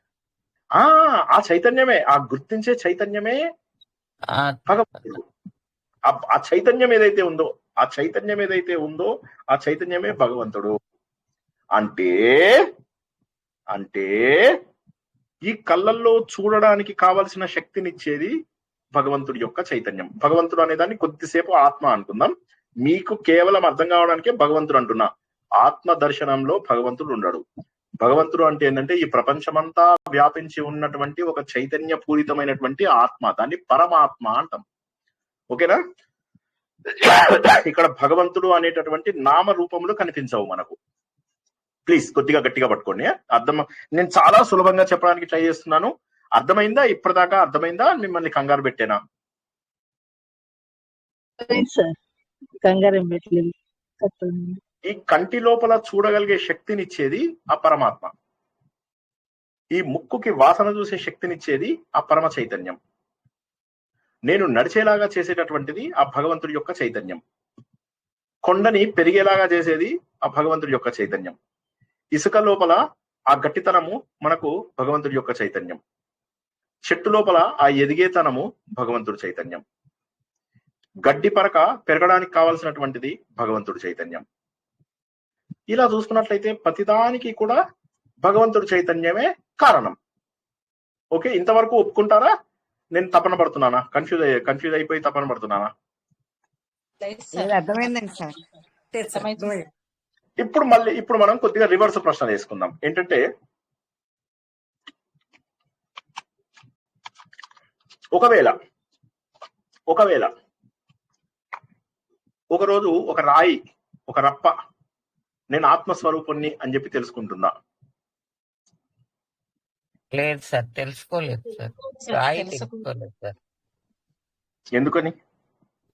రాయిలో మనస్సు అనేది లేదు, భావం అనేది తెలియదు సార్. హృదయం అనేది ఉండదు సార్. హృదయం అంటారా దాన్ని? మీకు పంచకోశాలలో హృదయం వచ్చిందా? జనరల్ వర్డ్స్ వాడుతున్నప్పుడు కొద్దిగా జాగ్రత్తగా ఉండండి. ఇప్పుడు మొన్న కూడా యక్ష ప్రశ్నల లోపల కొద్దిగా డిసప్పాయింట్ చేశారు నన్ను. జనరిక్ వర్డ్స్ వాడుతున్నారు అందరూ. జనరిక్ వర్డ్స్ ఇక్కడ ఇప్పుడు చూడండి, హృదయం అంటే ఓకే, అది మామూలు భాషలో అది కరెక్ట్, నేను ఒప్పుకుంటాను. మనకు పంచకోశాలలో ఏముంటాయి? అన్నమయ కోశం, ప్రాణమయ కోశం, మనోమయ కోశం, బుద్ధిమయ కోశం, ఆనందమయ కోశం. ఓకేనా? ఈ ఆనందమయ మనస్సు, బుద్ధి, ఓకే, ఈ రెండు ఏవైతే ఉన్నాయో ఇవి కొద్దిగా హయ్యర్ లెవెల్. అయితే జంతువులకు కూడా మనసు ఉండొచ్చు కానీ బుద్ధి ఉండకపోవచ్చు. కోరిక, ఎందుకంటే జంతువులలో కూడా సంకల్పాలు వస్తాయి. సంకల్పాలంటే ఇది తినాలి, అది తినాలి అని చెప్పి సంకల్పం వస్తుంది. ఆ సంకల్పం ఉదాహరణకి మీకు ఎలా అర్థం చేయించాలి మనసుకు బుద్ధికి డిఫరెన్స్? ఒక ఆవు దగ్గరికి వెళ్ళి, ఓకే, మన అగ్రణి గ్రామని టీవీ మణి గారు ఏం చేశారంటే వెళ్ళి గడ్డి పెట్టారు. ఆవు తింటుందా, తినదా? Yes or no? ఆ తర్వాత అగ్రణి గ్రామని, ఓకే, మన రజనీ గారు మళ్ళీ వెళ్ళి అక్కడ మళ్ళీ గడ్డి పెట్టారు. తింటుందా లేదా? తింటుంది సార్. రోజు కావాల్సి ఉంటే తింటది. లేదు, దానికి ఆలోచించే శక్తి ఉండదు. ఎంత పెట్టినా తింటుంది. తన కెపాసిటీని కూడా దాటి తింటుంది. అవి దవడలలో మిగుల్చుకుంటాయంటారు సార్, వెనకసారి నెమరేసుకుంటాయి. ఓకే, కానీ తింటూనే ఉంటాయి. సరే పోరే, ఆవు అయితే తెలివైంది. సరే మేకకి పెట్టండి, ఎంత పెట్టినా తింటుంది. అది దానికి తెలియదు ఇది నాకు ఆపాలి అని చెప్పి తెలియదు. ఏదో తిండికి వచ్చింది వేసేసుకుంటుంది. అంటే బుద్ధి లేదు సార్, దానికి మనస్సు ఉంది కానీ బుద్ధి లేదు. అది మనసు ఉన్నది కానీ బుద్ధి లేదు. అర్థమైందా అందరికి? బుద్ధి అంటే డెసిషన్ మేకింగ్ పవర్, మనస్సు అంటే సంకల్పాలు చేసేటటువంటి పవర్. ఆవుకి జ్ఞానం ఉంటుందంట. ఉందా? బుద్ధి అంటే చెప్పగలిగే శక్తి అనుకున్నారు సార్. చెప్పగలిగే శక్తి, తెలియపరిచే శక్తి లేదు వాటికి లేకపోవడం వల్ల ఏమవుతుందో తింటూ పోతాయి. ఆలోచించగలిగే శక్తి వాటికి తక్కువ. వాటికి కేవలము ఏ ఆలోచనలు ఉంటాయి? తినేవి సంకల్పాలు అవి ఇవి ఉంటాయి. భయం దానికి సంబంధించినవి, మైథునానికి సంబంధించినవి, ప్రేమకు సంబంధించినవి, ఇవి తప్ప అవి మిగతావన్నీ గుర్తుపట్టవు. చాలా తక్కువ. అంటే అవి చేస్తే ఒకవేళ మనం సంతోషపడతాం. ఉదాహరణకి ఆవుకి కోపం వచ్చింది అనుకోండి, ఇలా మూతి ముడుచుకుని వెళ్తుంటే మనం మురిసిపోతాం. చూసావా, ఆవుకు కూడా కోపం వచ్చింది, అలిగింది అని చెప్పేసి మురిసిపోతాం. కొన్నిటికుంటుంది అది. బట్ నేను అనేది కాస్త మూగ జీవాల్లోకి వెళ్తే, ఇప్పుడు అలాగే కుక్కలు ఉంటాయి, కుక్కలకు చాలా బాగా అర్థమవుతాయి. గుర్రాలు ఉంటాయి, గుర్రాలకు కూడా చాలా బాగా అర్థమవుతాయి. డాల్ఫిన్స్ ఉంటాయి, డాల్ఫిన్స్ కి చాలా బాగా అర్థమవుతాయి. డాల్ఫిన్స్ అయితే మనుషులతోని టోటల్ ఫ్రెండ్లీగా ఉంటాయి. ఇప్పుడు మీకు షార్క్స్ అని అవి వింటుంటారు కదా, షార్క్స్ అని, వేల్స్ అని. అందులోపల మీకు ఈ వేల్స్ ఉంటాయి. అవి ఏం చేస్తాయంటే అసలు మనుషుల్ని తినవు. అన్ని రకాల వాటిని తింటాయి. మీరు మనిషిని ముందు పెడితే తినవు అవి. మనిషిని ముందు పెడితే తినవు అవి. మరి బ్లూ వేల్ అనేది ప్రపంచంలోనే అన్నిటికంటే కూడా బరువైనటువంటిది, అత్యంత ఇదైనటువంటిది. మరి అది కూడా ఎందుకు తినదు? మనిషిని పెడితే తినదు, మిగతా అన్నింటినీ తింటుంది. మళ్ళీ చేపల్ని తింటుంది, మిగతా జంతువులని వాటిని అన్నింటినీ తింటుంది, కానీ అది మనుషుల్ని తినదు. సో కాబట్టి ఏదో సమ్ లాజిక్ అనేటటువంటిది ఉండి తీరాలి. వీటన్నిటికీ కూడా కొంతవరకే ఉంటుంది. బుద్ధి కొంతవరకు డెవలప్ అయి ఉంటుంది. ఆ డెవలప్ అయిన వాటి లోపల డాల్ఫిన్స్ కొద్దిగా ఎక్కువ తెలివితేటలు ఉంటాయి. తర్వాత ఉరాంగుటాన్, తర్వాత కోతులు, చింపాంజీలు ఇవి ఉంటాయి కదా, అందులో ఉరాంగుటాన్ బాగా తెలివైనది. అది మంకీ అన్నింటికంటే ఎక్కువ ఉంటుంది సార్. ఆలోచన శక్తి ఉంటుందంటారా? మంకీస్ లోపల అంటే ఎక్కువ తెలివితేటలు ఉన్న వాటిని ఉరాంగుటాన్ అంటారు. ఉరాంగుటాన్ చాలా అది సేమ్ చింపాంజీ కంటే కొద్దిగా నెక్స్ట్ లెవెల్ అన్నమాట. సేమ్ మనిషి లాగానే నిలబడుతుంది, నవ్వుతుంది. వాళ్ళు మేము ఒకసారి వెళ్తే ఉరాంగుటాన్స్ అన్ని ఆడుకుంటున్నాయి జూ లోపల, ముట్టించుకునే ఆట ఆడుతున్నాయి అనమాట. ఎవరిని ముట్టుకుంటే వాళ్ళు అవుట్ అన్నమాట. సో ఆశ్చర్యం అనిపించింది నాకు, ఈ తెలివితేటలు ఎక్కడి నుంచి వచ్చాయి వాటికి? నవ్వుతున్నాయి అవి they are like smiling, laughing. Sorry, smiling కాదు, లాఫింగ్. ఎక్కడి నుంచి వచ్చింది అంటే కొంతవరకు బ్రెయిన్ ఉంది. ఇది కొద్దిగా జాగ్రత్తగా పట్టుకోవాలి ప్లీజ్, పట్టుకోకపోతే మీకు మిస్ అయిపోతారు, పాయింట్ మిస్ అయిపోతారు. మరి అలాంటప్పుడు వాటన్నిటికీ నేను ఆత్మస్వరూపం అని చెప్పి తెలిసేటటువంటి అవకాశం ఉందా? బుద్ధి కూడా ఉంది వాడికి, కొంతవరకు ఉంది బుద్ధి, కొంతవరకు బుద్ధి ఉంది. మనకేం తెలుసుకున్నాం ఇంతకు ముందు శ్లోకం లోపల? బియ్యం ఎలా అయితే మనము తొక్క ఒలిచి లోపల చూస్తామో, అదే విధంగా ఈ పంచకోశాలు అనేటటువంటి శరీరాన్ని మెల్లమెల్లగా ఒలచాలి. ఇప్పుడు మనం చేస్తున్నదా ఒలిచినటువంటి పని. అర్థమవుతుందా? హలో, నేను శరీరాన్ని కాదు అని ముందు ఒలిచామా లేదా? Yes or no? తర్వాత ఇప్పుడు నేను పశువులకి వాటికి ఎగ్జాంపుల్ చెప్పి మనస్సుని పక్కన పెట్టేశానా లేదా? Yes or no? ఇప్పుడు బుద్ధిలోకి రావాలి. అంటే ఒక్కొక్క లేయర్ ని తీసుకుంటూ లోపలికి వచ్చి చూడాలి. చూసినప్పుడు ఏం జరుగుతుందిట? శ్లోకం చదువుతాను, తర్వాత శ్లోకం. ఒక్క నిమిషం, నాకు నోటికి రాదు శ్లోకము.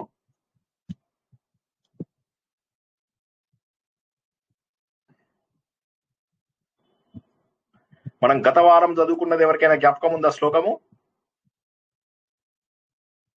గత వారం ఏం శ్లోకం చదువుకున్నామో జ్ఞాపకం ఉందా? అనాది అవిద్య వాక్య కారణం ఉపాధి ఉచ్యతే. అది చదువుకున్నామా? ఇది కాదు, మనము దాని తర్వాత అయిన దానికి నేను వచ్చి ఉంటాను సార్, పోయాను. ఉపాధి త్రయాభ్యాం మీరు మిస్ అయ్యారు. అయితే ఒకటి మిస్ అయ్యారు మీరు, గత వారం మనం తెలుసుకున్న శ్లోకం దొరికింది. వపుః తుషాదిభి, జ్ఞాపకం ఉందా? వపుః తుషాదిభి కోశై యుక్తం యుక్త్య అవఘాతతః. జ్ఞాపకం వచ్చిందా? ఆత్మానం అంతరం శుద్ధం వివిచ్యాత్ తండులం యథా. వపుః శరీరం, తుషాదిభి కోశై. తుష అంటే లేయర్, తుష అంటే లేయర్. తుషార ధవల అని చెప్పేసి అంటాను చూడండి. తుష అంటే లేయర్. అయితే ఈ తుష అనేటటువంటిది, తుష ఆది అంటే తుషము, ఇంకా అంటే ఇలాంటి కొన్ని లేయర్స్ ఏవైతే ఉంటాయో, కోశములు ఏవైతే ఉంటాయో, యుక్తం కలిగి ఉన్నటువంటి, యుక్త్య అవఘాతత, యుక్తితో తెలివితో, అవఘాతం అంటే ఏసి కొట్టు దాన్ని. అవఘాతం అంటే విచారణ చెయ్యి, బాగా మధించు, మేధో మథనం చెయ్యి. ఆత్మానం అంతరం శుద్ధం, ఆత్మని విచారణ చెయ్యి. శుద్ధమైనటువంటి ఆత్మను శుద్ధానం చేస్తే వివిచ్యాత్ గ్రహించు. ఎలా గ్రహించాలి? అవఘాతాత్ యుక్త్య అవఘాతతః, తెలివితో దాన్ని మధించి ఈ కోశంలను ఒక్కొక్క దాన్ని బయటికి తీసేసేయి. తీసేసిన తర్వాత ఎలా తీయాలయ్యా? బియ్యము తొక్క నుంచి వేరు చేసినట్లుగా, తండులం యథ, ఏ విధంగానైతే బియ్యముని తొక్క నుంచి వేరు చేశామో అలా వేరు చేసి చూడవయ్యా. నీకు ఆత్మ అనేది ఉంది. ఇది ఎవరికి చూడాలి? పశువులకు తెలుస్తుందా ఇది? హలో,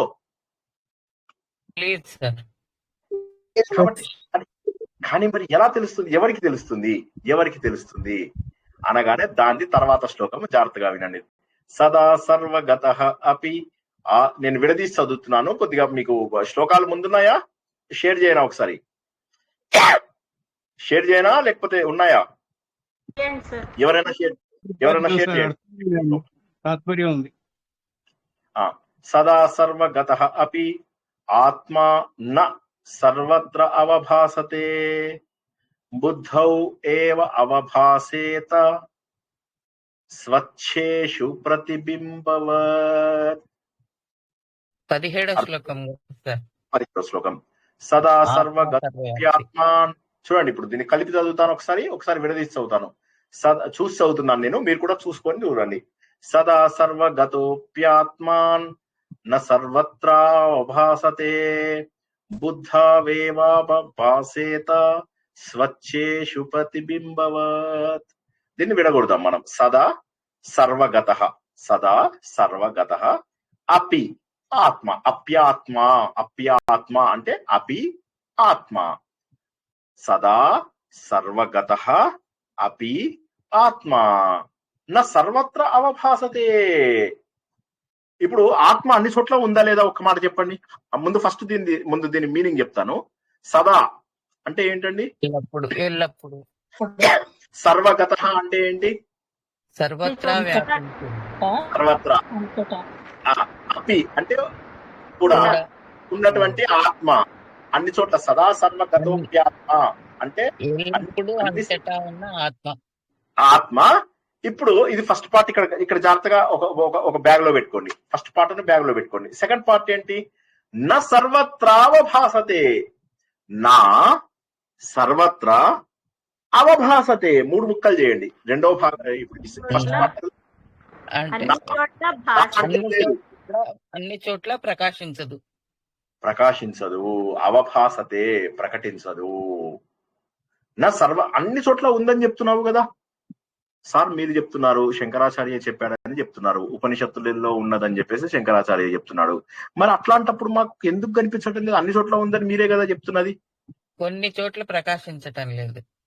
వినండి, అన్ని చోట్ల ఉంది కదా, మరి ఎందుకు నాకు తెలియడం లేదు?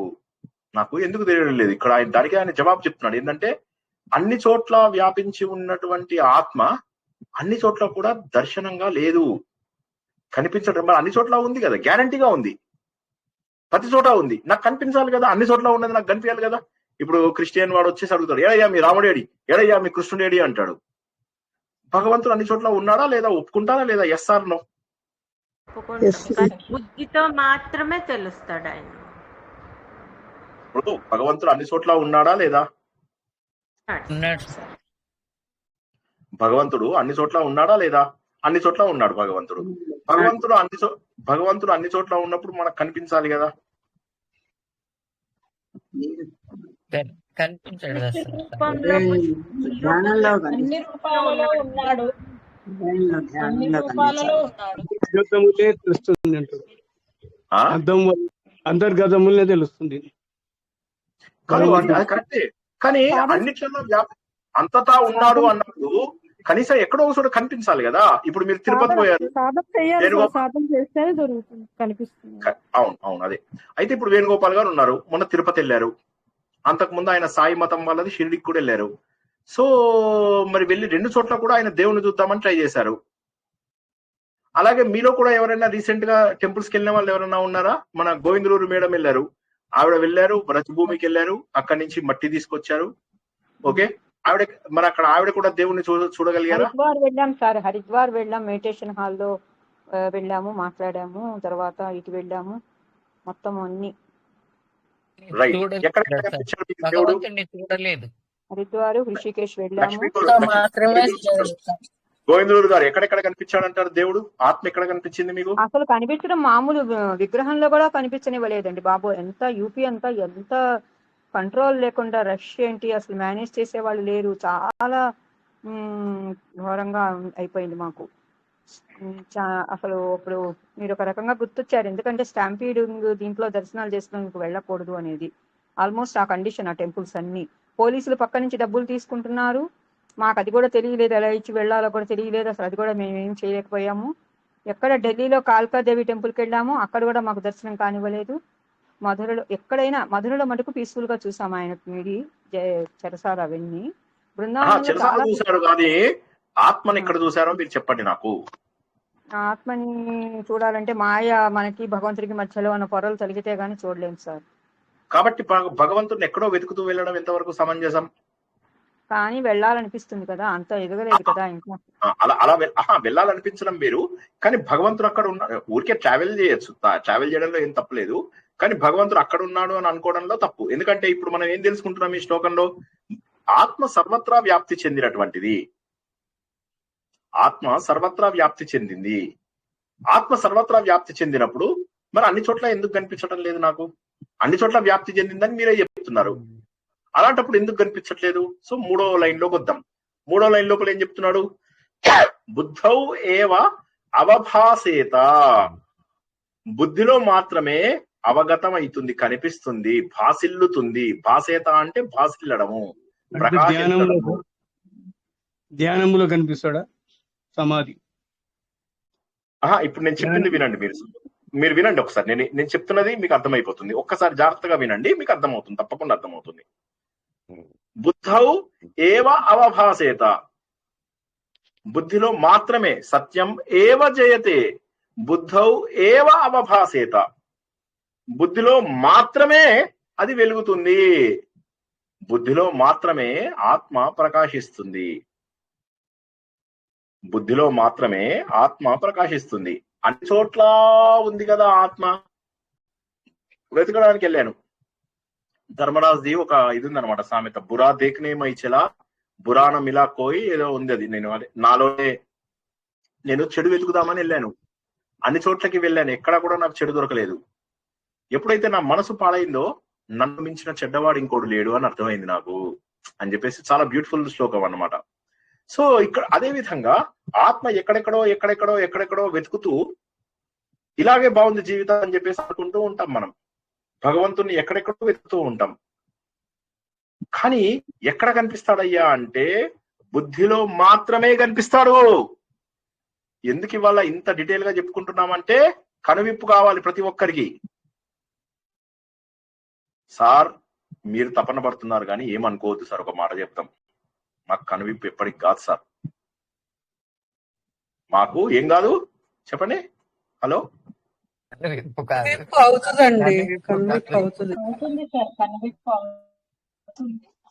ఎంత క్లియర్ గా చెప్తున్నారు. ఉపనిషత్తుల సారాన్ని ఎంత బాగా చెప్తున్నారు. ఈ ఒక్క మాట అర్థం చేసుకోండి.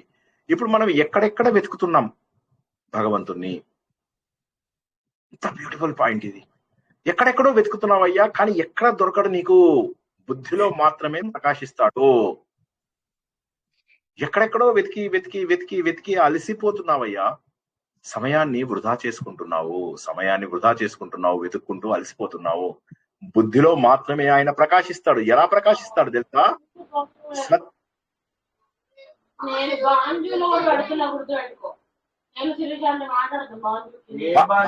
ఏమన్నా ప్రశ్నలున్నాయా? భారతి గారు ఏమన్నా ప్రశ్నలున్నాయా? భారతి గారు,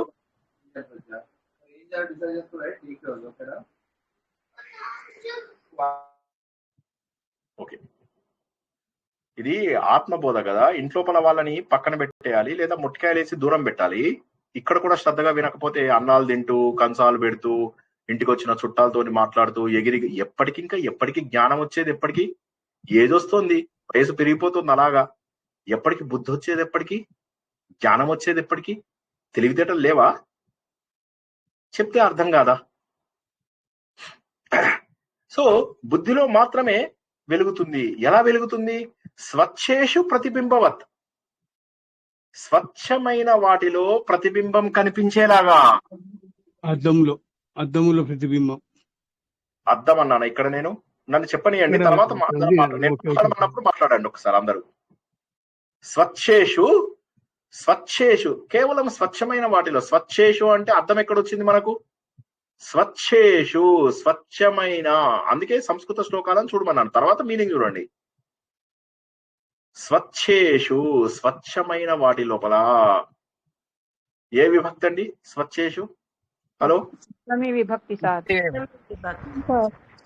సప్తమి విభక్తి. స్వచ్ఛేషు ప్రతిబింబవత్. ప్రతిబింబము వలే. వత్ అంటే వలే. ప్రతిబింబవత్. స్వచ్ఛమైన వాటిలోనే ప్రతిబింబం కనిపిస్తుంది. సరే, సూర్యుడు కనిపిస్తున్నాడు కదా, సూర్యుడు బాగా వెళ్తున్నాడు. నేను వెళ్ళి ఒక రాయి లోపల నా ముఖం చూసుకుంటా, కనిపిస్తుందా అండి? హలో, కనిపిస్తుంది. చెట్టు కొమ్మ లోపల నా ప్రతిబింబం చూసుకున్నాను, కనిపించిందా? సూర్యుడు అన్ని చోట్ల ఉన్నాడు కదా మరి, కానీ ప్రతిబింబము మాత్రము స్వచ్ఛమైన వాటిలో మాత్రమే ఉంటుంది. నువ్వు ఒక అద్దం తీసుకొని బయటికి వెళ్ళు, అద్దం లోపల నీ ముఖము చాలా క్లియర్ గా కనిపిస్తుంది. అదే విధంగా ఆత్మ అన్ని చోట్ల వ్యాపించింది. ఆత్మ అనేది ఎక్కడుంది? ఎక్కడైనా ఉంది, ఎప్పుడూ ఉంది, అన్నింటికీ ఆధారమైనటువంటిది. ఆత్మనే అన్నిటికీ ఆధారమైనటువంటిది. నువ్వు చేసేటటువంటి ప్రతి పనికి కూడా ఆత్మనే ఆధారమని తెలుస్తూ ఉంది, మనకు ఖచ్చితంగా తెలుస్తూ ఉన్నది. మన లోపల ఆత్మ ఉన్నది అనేటటువంటి విషయం ఖచ్చితంగా తెలుస్తూ ఉన్నది. ఇందులోపల ఎటువంటి శంక అనుమానము ఉండేటటువంటి అవకాశం ఎవరికి కూడా లేదు. ఏ విధంగానైతే మన లోపల ఆత్మ అన్ని చోట్ల ఉన్నది, ప్రతి ఒక్కరిలో ఉన్నటువంటిది అని చెప్పి తెలుస్తున్నప్పటికీ కూడా మరి నాకు ఎందుకు కనిపించడం లేదు, ఎందుకు నేను చూడలేకపోతున్నాను, ఎందుకు నేను హరిద్వార్ వెళ్లాల్సి వస్తోంది అంటే, బుద్ధి గనక మలినంగా ఉంటే ఆత్మ స్పష్టంగా కనిపించదు. బుద్ధి స్వచ్ఛంగా ఉంటే మాత్రమే, అంటే బుద్ధి యొక్క పాత్ర గురించి మనం తెలుసుకుంటున్నాం. బుద్ధి స్వచ్ఛంగా ఉంటే ఆత్మ ప్రతిబింబంలో మనని మనం చూసుకున్నంత స్పష్టంగా కనిపిస్తుంది. దీనిని ఒక్కసారి ఇంతకు ముందు చెప్పుకున్న శ్లోకంతో కంపేర్ చేద్దాం. మబ్బులు తొలగిపోయినప్పుడు సూర్యుడు ఎంత ప్రకాశవంతంగా కనిపిస్తాడో, మన ఆత్మ ఏదైతే ఉందో సర్వత్రా వ్యాపించి ఉన్నటువంటి ఆ పరమాత్మ యొక్క చైతన్యము అంత స్పష్టంగా కనిపించి తీరుతుంది. కాబట్టి మన బుద్ధి లోపల మురికి ఉంటే, బుద్ధి లోపల మురికి ఏంటండి? ఎవరన్నా చెప్పండి, బుద్ధిలో మురికి అంటే ఏంటి? చెడు ఆలోచనలు. అజ్ఞానం సార్. అజ్ఞానం ద్వారా వచ్చినటువంటివి రాగము, ద్వేషము, ఇవన్నీ ఏవైతే ఉన్నాయో ఇవన్నీ కూడా మలినాలు. బుద్ధి మలినము అంటే చెడ్డ వ్యక్తి అని కాదు, అక్కడ అజ్ఞానం ఉంది. ఇంకా అవిద్య, అజ్ఞానం, అవిద్యాస్మిత రాగ ద్వేష, ఇంకోటి ఏంటి? 5వది, 5 ఉంటాయి, పంచక్లేశాలు అంటారు వాటిని. అభివేశం. అభివేశమేనా? మరణం అంటే భయం. రాగద్వేష అవిద్యాస్మిత్, మీరు నేను ఒకటి అంటున్నా, మీరు ఒకటి అంటున్నారు. పంచక్లేశములు అంటే ఏంటి అంటున్నా? అవిద్య, అస్మిత, రాగ, ద్వేష, అభివేశం ఏదో ఉన్నాయండి, సరే చూసుకోండి. అయితే సో కాబట్టి ఈ విధంగా మన లోపల అజ్ఞానం ఉన్నట్టే మిగతావన్నీ కూడా కారణం. అజ్ఞానమే, అవిద్య అనేటటువంటిదే మిగతా అన్నిటికీ కూడా కారణం. అస్మితకి అదే కారణం.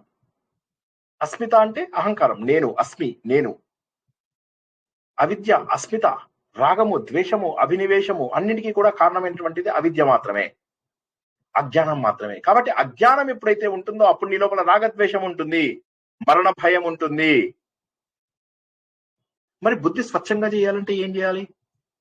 ప్రశాంతంగా కూర్చోవాలి, శాంతిగా కూర్చోవాలి. లేదు వయసు పెరుగుతోంది, ఇంకా ఏదో ఒక పని చేస్తూ ఉంటాను, ఎందుకు ఇంకా ఒక్కసారైనా ఆత్మని చూడాలని లేదా? స్వచ్ఛంగా అవుతున్నా కొద్దీ, ఉదాహరణకి నేను ఒక చిన్న ఎగ్జాంపుల్ చెప్తాను, చెప్పండి. ఒక అద్దం ఉంది, బాగా మసిపట్టింది, కొద్ది కొద్దిగా క్లీన్ చేశాను. నా ముఖం కనిపిస్తూ ఉంటుందా? హలో, కనిపిస్తుంది సార్. మంచిగా బట్టతో క్లీన్ చేశాను, కనిపిస్తుందా? క్లీన్ చేస్తే కనిపిస్తుంది. బట్టతో క్లీన్ చేస్తే, మొత్తం క్లీన్ చేస్తే ఇంకా బాగా కనిపిస్తుంది. ఇప్పుడు నీళ్లు తీసుకొచ్చేసి దీని మీద చల్లి ఇట్లా అన్నానంటే ఇంకా క్లియర్ గా కనిపిస్తుంది. అవి స్ప్రేలు ఉంటాయి కదా, ఆ స్ప్రేలు కొట్టి క్లీన్ చేసామని. ఓకే, అవన్నీ నేను చెప్తే ఇంట్లో ఇవన్నీ నేను చేస్తాను అనుకుంటానని అవన్నీ చెప్పట్లేదు, నాకు తెలిసిన పేర్లు చెప్పట్లా నేను. సో అప్పుడు ఏమైతుంది? ముఖం చాలా స్వచ్ఛంగా కనిపిస్తుంది. అంటే నీకు ఆత్మ కనిపించాలంటే మొత్తం స్వచ్ఛం చేసుకోవాల్సిన అవసరం లేదు, కొద్దిగా చేసుకుంటేనే ఆనందంగా అనిపిస్తుంది. ఈ మాట నేను ఒక 1,00,000 సార్లు చెప్పానా లేదా? Yes or no? కొద్దిగా మార్పు తెచ్చుకున్నా, మన లోపల 5 పైసల మార్పు తెచ్చుకున్నా ఆత్మస్వరూపం మనకు అర్థమయ్యి ఆ ఆనందాన్ని మనము పొందగలుగుతాము.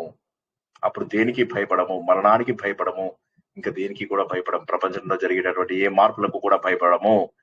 మన శరీరంలో వచ్చే మార్పులకు కానీ, ప్రపంచంలో వచ్చే మార్పులకు కానీ, ఇంకా వీటికి కూడా మనం భయపడకుండా ఉంటాము. మెల్లమెల్లగా తుడుచుకుంటూ వద్దాము.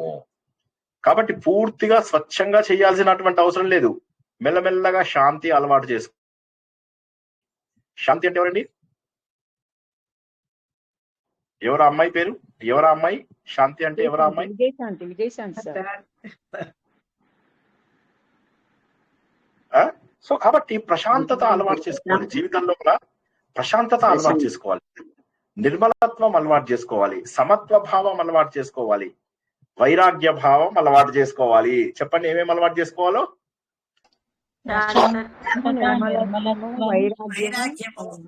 అలవాటు చేసుకోవాలి. నిర్మలత్వము, ప్రశాంతత, వైరాగ్యము, సమత్వ భావన. ఇవి ఎప్పుడు వస్తాయి తెలుసా? సమత్వ భావన ఎందుకు ఇన్నిసార్లు చెప్పబడుతోందో మీరు ఒకసారి అర్థం చేసుకోవడానికి ప్రయత్నం చేయండి. భగవంతుడు సమత్వమే యోగ ఉచ్యతే అని చెప్పాడా లేదా? ఎస్ఆర్ను భగవద్గీత లోపల సమత్వం అనేటటువంటిది ప్రతి చోట కూడా వచ్చింది. తెలివైనటువంటి బ్రాహ్మణుడు అన్ని చోట్ల కూడా తెలివైనటువంటి వ్యక్తి ప్రతి చోట కూడా భగవంతుని అన్నిటి సమానంగా చూడగలడు. బ్రాహ్మణుడు, ఏనుగు, విద్యా వినయ సంపన్న వాడు ఏం చూడగలడు? అన్నిట్లలో కూడా సమానంగా చూడడు. కుక్క మాంసం తినేవాడిని కుక్కలోను అన్నింటిలో కూడా వాడు సమానంగా చూడగలుగుతాడు. సో సమత్వం అనేటటువంటిది రావాలి అంటే మనకు వైరాగ్య భావన ఎంతో కొంత రావాలి. ప్రపంచంలో ఉన్నదంతా కూడా ఒకటే ఆత్మ. కాబట్టి నేను ఈ దేహంతో ఏర్పరచుకున్నటువంటి బంధాలు శాశ్వతం కాదు, ఈ దేహంతో ఏర్పడినటువంటి మరిన్ని దేహాలు శాశ్వతం కాదు, ఈ దేహాన్ని వదిలి నేను ఏ క్షణమైనా వెళ్ళిపోవచ్చు అనేటటువంటి వైరాగ్య భావన వచ్చినప్పుడు అప్పుడు సమత్వం ఉంటుంది అందరితోటి మనకు. సో అది మోస్ట్ ఇంపార్టెంట్. అప్పుడు మనకు నిర్మలత్వము, స్వచ్ఛత వస్తుంది. ఇది ఎలా వస్తుంది? సో స్టార్టింగ్ పాయింట్ ఏంటయ్యా అంటే వైరాగ్య భావన. చెప్పండి స్టార్టింగ్ పాయింట్ ఏంటి? వైరాగ్య భావన. మళ్ళొకసారి భగవద్గీతలోకి వెళ్దామా? భగవంతుడు 11వ చాప్టర్ లో 5 లక్షణాలు చెప్తాడు చివరి శ్లోకంలో. చెప్పండి ఎవరైనా. నా కోసమే కర్మ చేయి, నన్నే పరమావధిగా భావించు, నా భక్తుడివిక, సంఘానికి దూరంగా ఉండు, నన్నే చేరుకుంటావు. Very good. సో కాబట్టి ఏం చెప్తున్నాడు? మద్భక్త, మత్పరమ, మత్కర్మకృత్, నిర్వైర, చివరిగా సంఘ వివర్జిత. సమాజానికి దూరంగా ఉండి తీరాల్సిందే, తప్పదు. మనం ఎంతసేపు కూడా ఏమిటంటే ఈ దేహంతో ఏర్పడినటువంటి బంధాలను వాటిని శాశ్వతం అనుకుంటూ ఉంటాము. కానీ కాదు, వైరాగ్య భావన వచ్చిందంటే మెల్లమెల్లగా మీ ఆత్మ మీకు కనిపిస్తూ ఉంటుంది.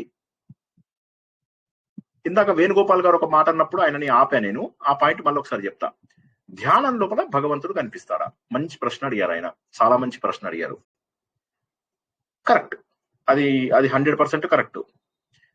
ఎలా కనిపిస్తాడు? ఇప్పుడు ఆయన ప్రశ్నకు జవాబు దొరికినట్టేనా అందరికి? వేణుగోపాల్ గారు అడిగిన ప్రశ్నకి మీ అందరికి జవాబు దొరికిందా లేదా? Yes or no? మాట్లాడండి. మీరు మాట్లాడకపోతే చర్చల రూపంలో చెప్తే వెళ్ళిపోమంటే చెప్పేస్తాను. కాబట్టి ఇక్కడ ఏంటి దొరుకుతుంది? ఎలా దొరుకుతుంది?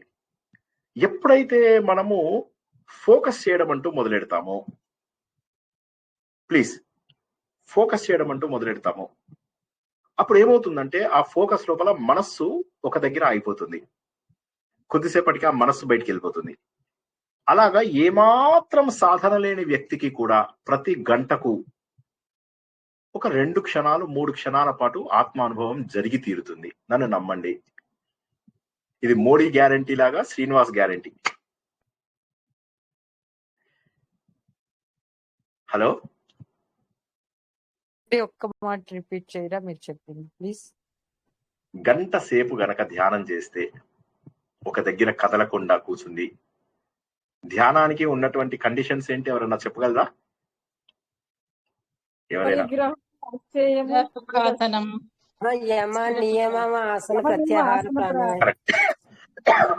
అవన్నీ కరెక్ట్. అది కాక మెయిన్ ఏమొస్తే మనకు ధ్యానంలోకి వెళ్తాం?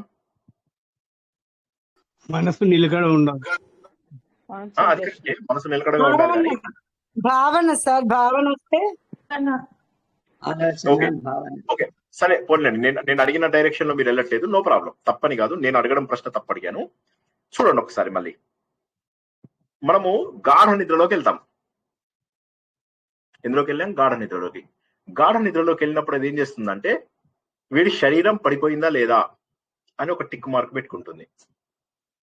వీడి శరీరము పడిపోయిందా లేదా టిక్ మార్క్ పెట్టుకుంటుంది. వీడి మనస్సు పడిపోయిందా లేదా టిక్ మార్క్ పెట్టుకుంటుంది. ప్లీజ్ ప్లీజ్, మనము గాఢ నిద్రలోకి వెళ్ళినప్పుడు శరీరం పడిపోయిందా లేదా, మనస్సు పడిపోయిందా లేదా. పడిపోవడం అంటే it's not in your control. ఆ 2 టిక్ మార్క్స్ వచ్చిన తర్వాత వెంటనే చైతన్యం నీ లోపల ప్రవహించేస్తుంది, ఆత్మ చైతన్యం నీ లోపల కనిపిస్తుంది. అప్పుడు నీకేంటి, అజ్ఞానంలో అద్భుతమైనటువంటి ఆనందాన్ని పొందగలుగుతావు కారణ శరీరంలో. కానీ అక్కడ అజ్ఞానం, అక్కడ మనం ఉన్నటువంటిది అజ్ఞానం లోపల. గాఢ నిద్రలో మనం అజ్ఞానం తెలియదు మనకు. కానీ లేచిన తర్వాత అబ్బా ఏమున్నా, ఏం మస్తు పడుకున్నా, సార్ స్పీచ్ ఇస్తాడు చూడు, సార్ స్పీచ్ ఇచ్చినాక రోజు వండుకుంటా చూడు, ఆ రేంజ్ లో మస్తు నిద్ర వచ్చిందిరా. ఏం సార్ చెప్పేటప్పుడు కూడా తెలుసా మస్తు వండుకుంటా, ఏం నిద్ర వస్తుంది తెలుసా, సార్ మాట్లాడుతుంటే అబ్బా జోర వాడినట్టే ఉంటది, నిజంగా మస్తు నిద్ర వస్తుందిరా. ఆ రేంజ్ లో నిద్ర వస్తుంది అన్నమాట. ఆ నిద్ర లోపల ఒక అద్భుతమైనటువంటి అనుభవం, భగవంతుడితోటి మన చైతన్యం కలిసిపోయి ఒక గొప్ప అనుభవం మనకు తెలుస్తూ ఉంటుంది. మనము సాక్షిలాగా, సాక్షి అనేది తర్వాత శ్లోకం యొక్క ఇది, మీరు ఇప్పుడే శ్లోకం చదివేసి అర్థం చదవవద్దు, తర్వాత శ్లోకంలో వస్తుంది. సాక్షిభూతంగా తెలిసిపోతూ ఉంటుంది మనకు, ఆత్మ సాక్షి. చాలా బ్యూటిఫుల్ నాలెడ్జ్ ఇది చెప్తున్నాను, మీరు అర్థం చేసుకోవాలి, కానీ కళ్ళలోంచి నీళ్లు రావాలా. ఆత్మ సాక్షి. ఇప్పుడు ఏదైతే నీవు నిద్రలో ఉన్నప్పుడు, గాఢ నిద్రలో ఉన్నప్పుడు ఏదైతే చలనము లేని, అనగా శారీరక చలనము మానసిక చలనము లేనటువంటి పరిస్థితిలోకి ఏదైతే చేరుకుంటావో నువ్వు, అదే పరిస్థితిని కనుక నువ్వు మెలకువగా ఉండగా చేరుకున్నట్లయితే అదే నీకు ఆత్మజ్ఞానము. ఇప్పుడు నువ్వు దేవుణ్ణి ఎలా చూడాలి, వేణుగోపాల్ గారు అడిగిన ప్రశ్నకే జవాబు ఇది. కానీ మీ అందరికి అవసరమని ఆయన అక్కడ ఆపేశాను, ఆయన అక్కడ మాట్లాడనీయలేదు, ఎందుకంటే ఇక్కడ నాకు జవాబు కావాలని. ఇప్పుడు చూడండి, నేను ఇలా కూర్చున్నాను, మీరు ఒక 10 రోజుల పాటు ఇదే ప్రాక్టీస్ చేయండి. భైరవ ముద్ర, భైరవి ముద్ర మీ ఇష్టం, ఇలా పెట్టుకోండి. మనం ఎప్పుడైనా మిమ్మల్ని, నా అదృష్టం మీ అదృష్టం బాగుండి ఉంటే మనం ఎప్పుడైనా హిమాలయాస్కి వెళ్తే అప్పుడు ఇలా ఇలా స్ట్రైట్ గా కూర్చోండి, కదలద్దు, శరీరం కదలద్దు. కదిలిందంటే ఈత వరకే దెబ్బ పడుతుంది. నేనేం చేస్తానంటే అందరినీ వరుసగా కూర్చోబెడతాను, ఎవడు కదులుతాడో వాడిని ఈత పరికెతో ఫటక్ ఫటక్ ఫటక్ ఫటక్ కొట్టుకుంటూ వెళ్తాను. నాకు చాలా ఇష్టం అట్లా, ఎందుకో తెలియదు, కదలకుండా ఉండాలి. సో శరీరం పడిపోగానే అది ఏం చేస్తుంది తెలుసా, టిక్కు పెట్టుకుంటుంది. తర్వాత రెండవది మనస్సుని నిలకడగా చేయడం. ఎట్లా నిలకడగా చేస్తాము, రకరకాల ఆలోచనలు వస్తూ ఉంటాయి, మనం వాటిని ఆపలేము. సాక్షిభూతంగా చూడడం కొన్నాళ్ళ తర్వాత అలవాటు అవుతుంది, స్టార్టింగ్ లో అలవాటు కాదు. అప్పుడు ఏం చేయాలి, ఒక్క ఆలోచనను పట్టుకొని ఆలోచన వెనకాల పడాలి. ఆ ఆలోచన కూడా ఎట్లా ఉండాలి, మనకు ఆనందాన్ని కలిగించే ఆలోచన అయి ఉండాలి. ఎలా ఉండాలి, ఉదాహరణకి నేను మా ఊరు లోపల ఒక చక్కటి పొలము, అక్కడ ఉన్నటువంటి ఒక లేక్, అక్కడ ఉన్నటువంటి చల్లటి గాలి, అక్కడ ఒడ్డు మీద నేను కూర్చున్నాను, ఇది ఒక ఆలోచన. లేదా ఒక కృష్ణయ్య పక్కన యమునా నది పైకి వస్తూ ఉంటుంది, నల్లటి యమునా నది, శ్రీకృష్ణయ్య మంచిగా వెన్నెల లోపల కూర్చున్నాడు, ఇలాంటిది ఒక భావన పెట్టుకోండి. తిరుపతి ఉండనే ఉన్నది. ఇటువంటి మీకు నచ్చిన ప్రదేశాన్ని అలా దృష్టిలో పెట్టుకుంటూ ఉండండి, అదే ఆలోచనలో ఉండండి. కొద్దిసేపటికి మీకు ఆలోచన కూడా పడిపోతుంది. అప్పుడు రెండవ టిక్ మార్క్ పడుతుంది. ఎప్పుడైతే రెండవ టిక్ మార్క్ పడుతుందో అప్పుడు మీ లోపల చైతన్యం వచ్చేస్తుంది. శరీరం మాత్రం కదలద్దు, గుర్తుంచుకోండి. శరీరం కదిలిందంటే డిస్టర్బ్ అయిపోతుంది. ఇక్కడ గోక్కుంటా సార్ కొద్దిగా, నువ్వు ఏడ గోక్కున్నా రిస్కే, గోక్కున్నావంటే బయటకు వచ్చేయడమే. ఈత నేను ఉంటేనేమో ఈత వరకుతో కొడతా, కానీ నేను లేనప్పుడు ఎట్లాగా. సో కాబట్టి ఏం చేయాలంటే కదలద్దు. సార్ ఏం చేయాలి సార్, ఇప్పుడు మమ్మల్ని ఏం చేయమంటారు మీరు అంటే, రోజు 5-10 నిమిషాలు ప్రాక్టీస్ చేస్తా. రోజుకు ఒక 5 నిమిషాలు, ఇవాళ 5 నిమిషాలు చేయండి, రేపు 10 నిమిషాలు, ఎల్లుండి 15 నిమిషాలు, అట్లా పెంచుకుంటా పోవాలి. పోతే కొన్ని రోజులకు ఏమవుతుంది, 1 అవర్ ఎప్పుడైతే చేస్తారో మీకు తెలియని ఒక ఆనందం మీకు దొరికి తీరుతుంది. అది నిద్ర కాదు, గుర్తుంచుకోండి. ఒక అద్భుతమైనటువంటి చైతన్యం యొక్క శక్తిని మీరు చూడగలుగుతారు. ఏదైతే ఇందాక చెప్పామో అద్దం గురించి చెప్పుకున్నాం కదా, ఈ అద్దంని కొద్దిగా తుడిచినా చాలు, నీ ప్రతిబింబం కనిపిస్తూ ఉంటుంది. అందులోపల స్పష్టంగా కనిపించదు, కొంత కనిపిస్తుంది. ఇంకొద్దిగా క్లీన్ చేయి, ఇంకొద్దిగా క్లీన్ చేయి, ఇంకొద్దిగా క్లీన్ చేయి, ఇంకొద్దిగా క్లీన్ చేయి, ఫుల్ క్లియర్ గా కనిపిస్తుంది. అయితే ధ్యానము ఎప్పుడు కుదురుతుంది? ఇప్పుడు మళ్ళా ప్రశ్న మీరు వేయలేదు, నేనే వేస్తున్నా. ధ్యానం ఎప్పుడు కుదురుతుంది? ఎప్పుడైతే నీకు ఆలోచనలు తక్కువ ఉంటాయో అప్పుడు ధ్యానం కుదురుతుంది. నువ్వు రోజుకు 50 మందిని కలుస్తున్నావు అనుకో, ఎక్కడి నుంచి కుదురుతుంది? 50 ఆలోచనలు నీ మీద ఉంటాయి. 10 మందిని కలిస్తే ఎన్ని ఆలోచనలు ఉంటాయండి? హలో, 10 ఆలోచనలు ఉంటాయి సార్. 5గురినే కలిస్తే ఐదు ఆలోచనలే వస్తాయి. ఒక్కరినే కలిస్తే ఒక ఆలోచన వస్తుంది. అది ఒకరిని కొన్నాళ్ళ కలిస్తే పాటు సాధన ఎవరిని కలవకపోతే ఏ ఆలోచనలు ఉండవు. కొన్నాళ్ళ పాటు కలవకపోతే ఆలోచనల ప్రవాహం తగ్గిపోతుంది, లేకపోతే ఇదైతే కరెక్ట్ సార్. పిచ్చోళ్ళు అయిపోతారు. మీరు గుర్తుంచుకోండి, మైండ్ ఇలా బ్రేక్ అయితే చచ్చిపోతారు, పిచ్చెక్కిపోతారు. ఆలోచించద్దు, అంత ఆలోచించద్దు, వదిలేయాలి అన్నిటినీ.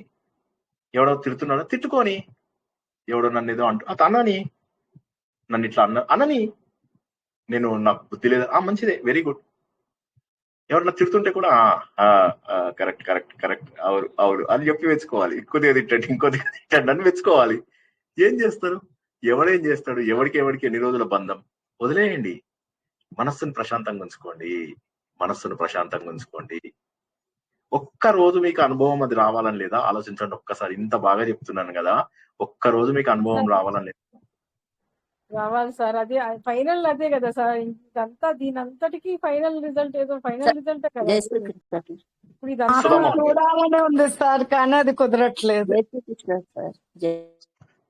సుధామూర్తి గారు, పద్మావతి గారు, ఒకటి తర్వాత madam sir sir meditation class లో అదే చెప్తారండి. సుధామోహన్ మేడం, తర్వాత పద్మావతి చెప్పండి. ఫర్ ఎగ్జాంపుల్ మీది ఇంకా వాయిస్ పోయింది కదా, ఇంకా రాలేదు. జరిగింది చెప్తున్నాను సార్. మీకు వాయిస్ పోయింది, ఇంకా రాలేదు. ఇప్పుడు జరిగిందే చెప్తున్నాను. అవును సార్, ఇప్పుడు జరిగిందే చెప్తున్నాను. అంటే ఇప్పుడు ప్రవచనం వింటూ ఇవాళ నేను పడుకొని వింటున్నాను సార్, క్షమించాలి.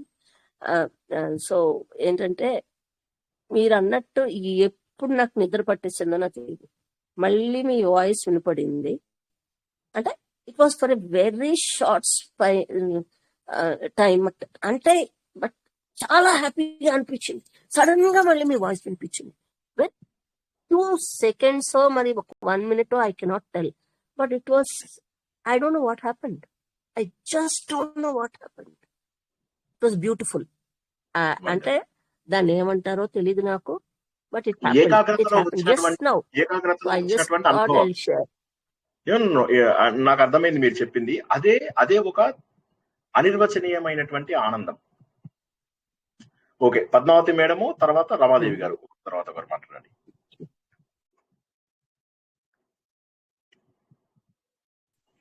ఓకే, రమాదేవి గారు. శ్రీమాత్రే నమః. సార్ మధ్యలో వచ్చాను, ఏమనుకోవద్దు. ఎవరు మాట్లాడేది? సారీ, యశశ్రీ అండి. ఓకే, అడగండి. అంటే నాకు కొత్త, నేను ఫస్ట్ టైం వచ్చాను పేసీలోకి. అసలు ఏం జరుగుతుంది అంటే, ఇది ఒక డివోషనల్ గ్రూప్ అనేది తెలిసే నేను జాయిన్ అయ్యాను. బట్ ఇక్కడ ఏం జరుగుతుందో తెలియట్లేదు నాకు. బట్ నేను ఆధ్యాత్మికంగా ముందుకెళ్ళడానికి హెల్ప్ అవుతుందేమో అని చెప్పి అడుగుతున్నాను. తప్పైతే క్షమించండి, మధ్యలో వచ్చాను, సారీ. No problem. అంటే ఇది ఆత్మబోధ అని శంకరాచార్యది చెప్పుకుంటున్నాం మనం, ఓకేనా? ఇది మీరు పాత వీడియోస్ చూడండి, then probably you will be able to understand it better, ఓకేనా? పాత వీడియోస్ చూస్తే మీకు అర్థమవుతుంది, ఓకేనా? పాత వీడియోస్ చూసినట్లయితే మీకు అర్థమవుతుంది. ఇప్పుడు ఇవాళ మొత్తం మొదటి నుంచే చెప్పలేను కాబట్టి, ఓకే? ఇది ఆత్మబోధ అని చెప్పి శంకరాచార్య విరచిత అన్నమాట, ఓకేనా? ఉపనిషత్తుల యొక్క సారము ఇది. ఉపనిషత్తుల యొక్క సారాన్ని ఆత్మబోధ రూపం లోపల మనకు శంకరాచార్య అందించారన్నమాట సులభంగా. అంటే ఎట్లా అంటే, ప్రతి శ్లోకానికి ఒక మీనింగ్, ముందు ఒక ఎగ్జాంపుల్, దాని తర్వాత ఒక మాట దానికి ఒక ఎగ్జాంపుల్, ఒక మాట దానికి ఒక ఎగ్జాంపుల్, ఒక మాట ఒక ఎగ్జాంపుల్, అలా 68 శ్లోకాల సమాహారం అన్నమాట ఇది. సో అత్యంత సులభంగా ఆత్మబోధన అర్థం చేసుకోవడానికి, అంటే ఆత్మబోధ అంటే ఏంటి? మనలో ఉన్నటువంటి అంతర్గతంగా ఉన్నటువంటి భగవంతుడు చైతన్యం, దాన్ని తెలుసుకునేటటువంటి పద్ధతి అన్నమాట, ఓకేనా? మీరు పాత వీడియోస్ చూడండి, then I'm sure like you will be able to understand it better, ఓకేనా? ఇందాక రమాదేవి గారు మాట్లాడబోతున్నారు, చెప్పండి. యోగం ధ్యానం క్లాస్ ఉంటది కదండి, అందులో కూడా అలాగే చెప్తారండి. ఎవరి గురించైనా మనం చెడుగా మాట్లాడితే వాళ్ళు చేసిన పాపాలన్నీ కూడా మన ఖాతాలోకి వచ్చేస్తాయటండి. అవును అవును, కాబట్టి వీలైనంత వరకు ఏంటంటే మనము ఒకరికి చెడుగా మాట్లాడకుండా, ఒకరి చెడు పనులు చేయకుండా, మనుషులతోని కాంటాక్ట్ తగ్గించుకుంటూ, వైరాగ్య భావన పెంచుకుంటూ, ఏదైతే భగవంతుడు ఎన్నిసార్లు చెప్పాడో మీరు చూడండి. వివిక్త దేశ సేవిత్వం అని మనం 13వ చాప్టర్ లో తెలుసుకున్నాం. ఎవరైనా చెప్తారా అండి వివిక్త దేశ సేవిత్వం అంటే? అగ్రణి గ్రామణి ఇద్దరు చెప్పినా సరే, అగ్రణి గ్రామణి రజని, అగ్రణి గ్రామణి టీవీ మని చెప్తా అంటే కూడా ఓకే. దూరంగా ఉండడం అంటే సంఘాన్ని వదిలివేయటం సార్. వివిక్త దేశ సేవిత్వం అంటే భగవద్గీతలో కదండి. విజయలక్ష్మి గారు చెప్పండి. భగవద్గీతలో కదా అదే చెప్పండి, మీకు చెప్పండి. వివిక్త దేశ సేవిత్వం అరతిర్జన సంసది అధ్యాత్మ జ్ఞాన నిత్యత్వం దాని మీనింగ్ చెప్పండి. తత్వజ్ఞానార్థ దర్శనం. కరెక్ట్, దాని మీనింగ్ చెప్పండి. ఎవరైనా మీనింగ్ చెప్పండి. మణి గారు సగం చెప్పారు, ఇంకెవరైనా సగం చెప్పగలరు? సూర్యశ్రీ గారు చెప్పగలరా? ఆవిడ మాట్లాడుతున్నారని ఆపేస్తారు. అంటే దూరంగా ఉండడం, సమాజానికి దూరంగా ఉండడం. సమాజానికి దూరంగా ఉండడం. సో కాబట్టి ఏంటంటే ఎప్పుడైతే మనము వివిక్త దేశ సేవిత్వం అన్నాడు, అంతకు ముందు దాంట్లో సంఘ వివర్జిత అన్నాడు, 6వ అధ్యాయం లోపల అభ్యాస వైరాగ్యాలు అన్నాడు. కాబట్టి ఏంటంటే ఆత్మ జ్ఞానము రావాలి అన్నప్పుడు మనకు ఖచ్చితంగా కావాల్సినటువంటిది ఏంటి అంటే వైరాగ్య భావన. ఆ వైరాగ్య భావన వచ్చినప్పుడు మాత్రమే, ఎందుకంటే మనం ఏం చేస్తూ ఉంటాము, వైరాగ్యము రాకుండానే మనం చేసేటటువంటి ప్రతి అడ్డగోలు పారాయణము, అడ్డగోలు పూజలు, అడ్డగోలు వ్రతాలు, అడ్డగోలు నోములు, అడ్డగోలు దర్శనాలు, వీటన్నిటిని కూడా ఆధ్యాత్మికతలోకి కన్వర్ట్ చేస్తున్నాం. అవన్నీ ఏవో కర్మకాండాలు, ఏవో టైం పాస్ కి చేస్తున్నాం, దట్ ఇస్ ఫైన్. కానీ వాటిని ఆధ్యాత్మికతలోకి తీసుకురాకూడదు. ఆత్మికత అంటే లోపల ఉన్నటువంటి దాన్ని గుర్తించడం మనము. సో దాన్ని ఎలా గుర్తించాలి అంటే వైరాగ్య భావన తప్పనిసరి. ఆ వైరాగ్య భావన వచ్చినప్పుడు ఏమవుతుందంటే మనం ఒక్కొక్కదానికి కూడా దూరం అయ్యేటటువంటి అవకాశం ఉంది. ఎంత బాగా మనము దూరం అయితే ఇది అంత క్లియర్ గా కనిపిస్తుంది. ఆత్మ అనేది మళ్ళొకసారి ఈ శ్లోకంది క్లుప్తంగా చెప్పేసి, ఎందుకంటే ఆల్రెడీ 10 అయిపోయింది, ఒక్క శ్లోకంకే చాలా టైం పడుతుంది. సరే తప్పదు, ఇది 68 వారాలు అవుతుందేమో. అన్ని మనం ఈ మధ్య అట్లానే అవుతున్నాయా? బై ద వే పురుష సూక్తం ఈ వారం గానీ వచ్చే వారం గానీ అయిపోతుంది. కంగ్రాచులేషన్స్ మీ అందరికి. స్త్రీ సూక్తం, పురుష సూక్తం కూడా కంప్లీట్ చేయించుకున్నారు. గురువారం నుంచి నేను ఉండకపోవచ్చు ఒక 17 రోజుల పాటు. సో మళ్ళీ మనము ఒకవేళ వెళ్ళకపోతే కంటిన్యూ చేస్తాను. మోస్ట్లీ వెళ్తాను, 99.999999% వెళ్తాను. ఎనీవే కమింగ్ బ్యాక్ టు ఈ శ్లోకం మళ్ళీ ఒక్కసారి చెప్తున్నా, జాగ్రత్తగా వినండి. అన్ని చోట్ల ఆత్మ ఉన్నది, ఇంక లోపల ఏం లేదు. భగవంతుడు చైతన్యం అన్ని చోట్ల ఉన్నది. God is everywhere. ఓకేనా? Omnipresent, omniscient, omnipotent. భగవంతుడు ప్రతి చోట కూడా వ్యాపించి ఉన్నాడు. అలా ప్రతి చోట కూడా వ్యాపించి ఉన్నటువంటి భగవంతుడిని నేను ఎందుకు చూడలేకపోతున్నాను? That is the question. దానికి జవాబు ఏంటంటే, బుద్ధిని ఎప్పుడైతే స్వచ్ఛంగా చేస్తావో బుద్ధి లోపల కనిపిస్తాడు. నీకు స్వచ్ఛంగా ఉన్న బుద్ధి లోపల కనిపిస్తాడు. సో మనం ఈ రోజు ప్రవచనం ఎట్లా ప్రారంభించుకున్నామో మళ్ళొకసారి మొదటి నుంచి చూద్దాం. ముందుగా మనం ఏమనుకున్నాము? నామ రూపాల ద్వారా విషయాలని గుర్తిస్తాము అనుకున్నాం. Yes or no? నామము రూపము ద్వారా. తర్వాత ఏమైంది? నామము రూపము లేకపోయినా కూడా గుర్తిస్తాము. ఎలాగా? అసూయ ఇలాంటివి, కామ క్రోధ లోభ మోహాలు ఇవన్నీ కూడా గుర్తిస్తామని 2వ స్టెప్ లో నేర్చుకున్నాం. 3వ స్టెప్ లోపల ఏం నేర్చుకున్నాము? బుద్ధి ద్వారా గ్రహించేవి కొన్ని జీవులు మాత్రమే అని చెప్పేసి 3వ పాయింట్ గుర్తించుకున్నాం. అన్ని గుర్తించలేవు బుద్ధి ద్వారా అని. 3వది బుద్ధి అన్నిటికంటే గొప్పది అని చెప్పి తెలుసుకున్నాం. కాబట్టి ఆ బుద్ధిలో మాత్రమే ప్రకాశిస్తుంది అని శ్లోకం లోపల తెలుసుకున్నాం. 4వ పాయింట్ గా 4 పాయింట్ తెలుసుకున్నాం మనం ఈ రోజు. మొదటిదేమో నామరూపాల ద్వారా దేవుణ్ణి తెలుసుకుంటాం, అది మొదటి స్థాయి, పర్వాలేదు. 2వది ఏంటంటే మనసు ద్వారా కొన్ని ఫీల్ అవుతాము, అది కూడా ఓకే. 3వది ఏంటంటే బుద్ధి ద్వారా తెలుసుకుంటాము, బుద్ధి అన్నిటికంటే గొప్పది అని చెప్పేసి తెలుసుకున్నాము. 4వది ఏం తెలుసుకున్నాము? శంకరాచార్య శ్లోకాన్ని అర్థం చేసుకున్నాము. బుద్ధిలో మాత్రమే ప్రకాశింపమవుతుంది, కానీ ఆ బుద్ధి స్వచ్ఛంగా ఉండాలి.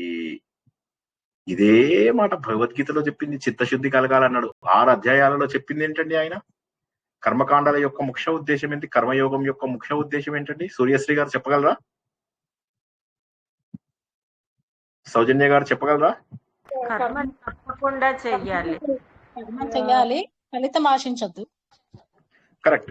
కానీ కర్మయోగం వల్ల లాభం ఏంటి? భావన కూడా చివరికి వదిలేయండి. కర్మకాండలు వదిలేయాలి. చేస్తూ ఉండగా మనకి అవి కర్మకాండాలకి అందే ఉండకుండా వాటిని మెచ్యూర్డ్ గా అంటే దీనికి తీసుకువెళ్ళాలి. లాభం ఏమొస్తుంది? లాభం ఏంటి? కర్మయోగం ద్వారా లాభం ఏంటి? జ్ఞానయోగానికి చేరుకుంటాం కదా సార్. కర్మయోగం జ్ఞానయోగానికి చేరుకోవడానికి ఒక మెట్టు దగ్గరికి అన్ని వెళ్తాం. ద్వారా కూడా జ్ఞానంలోకి ప్రవేశిస్తాం. భక్తి కర్మ చేయగా జ్ఞానయోగంలోకి భక్తి ఏర్పడతాం. ప్రవేశిస్తాం. భక్తి ఆ యోగం. భక్తిలో నుంచి జ్ఞాన యోగంలోకి వెళ్తాం. భక్తి యోగము సరే, భక్తి యోగం అనేది తర్వాత పెట్టింది. మరి భక్తి యోగం తీసేస్తే మనకు కర్మయోగంలో చిత్తశుద్ధి జరిగితే చిత్తశుద్ధి జరిగినటువంటి బ్రెయిన్ మాత్రమే జ్ఞానాన్ని పట్టుకోగలదు. ఇప్పుడు దానికి శంకరాచార్య చెప్పిన దానికి తేడా ఏమన్నా ఉందా? చిత్తశుద్ధి కలిగినప్పుడు మాత్రమే జ్ఞానయోగిగా మారే అవకాశం ఉంది. కర్మయోగము ద్వారా ఒక వ్యక్తి చిత్తశుద్ధి, ఇక్కడున్న చెత్తని అక్కడ పడేయడాన్ని చిత్తశుద్ధి అంటారు. అదే ఇప్పుడు మళ్ళా మనం కొత్త పద్ధతిలో నేర్చుకున్నాం. Yes sir no? అంతా ఒకటి అర్థాలు సార్, భగవద్గీత నుంచి వచ్చినట్టు. కాబట్టి చిత్తశుద్ధి అనేటటువంటిది ఏదైతే ఉన్నదో చిత్తశుద్ధి అవసరము. ఆ చిత్తశుద్ధి ఉన్నప్పుడు అద్దంలో మన ప్రతిబింబాన్ని ఎంత స్పష్టంగా చూసుకుంటామో ఆత్మని అంత స్పష్టంగా చూడగలం. ఎంత క్లీన్ చేస్తుంటే అంత శుభ్రంగా మన ఆత్మ మనకు కనిపిస్తుంది. నాలో ఆత్మ ఉంది అన్నటువంటిది అప్పటిదాకా గుర్తించలేరు, ఎందుకంటే కనిపించట్లేదు కాబట్టి. ఇప్పుడు జనాలందరూ ఇన్ని వేల మంది ప్రవచనకర్తల దగ్గరికి వెళ్తున్నారు, ఇన్ని వేల పీఠాలకు మఠాలకు వెళ్తున్నారు. ఎందుకు వెళ్తున్నారు ఇవన్నీ? ఎందుకంటే బికాస్ వాళ్ళకు తెలియదు, ఎక్కడో ఒక చోట నాకు ఆత్మజ్ఞానం రాదా, ఎక్కడో ఒక చోట నాకు మోక్షం రాదా. దానికోసం వెళ్తున్నారా అండి వీళ్ళు మఠాలకు పీఠాలకి? లేదా కోరికలు తీరడం కోసం వెళ్తున్నారా?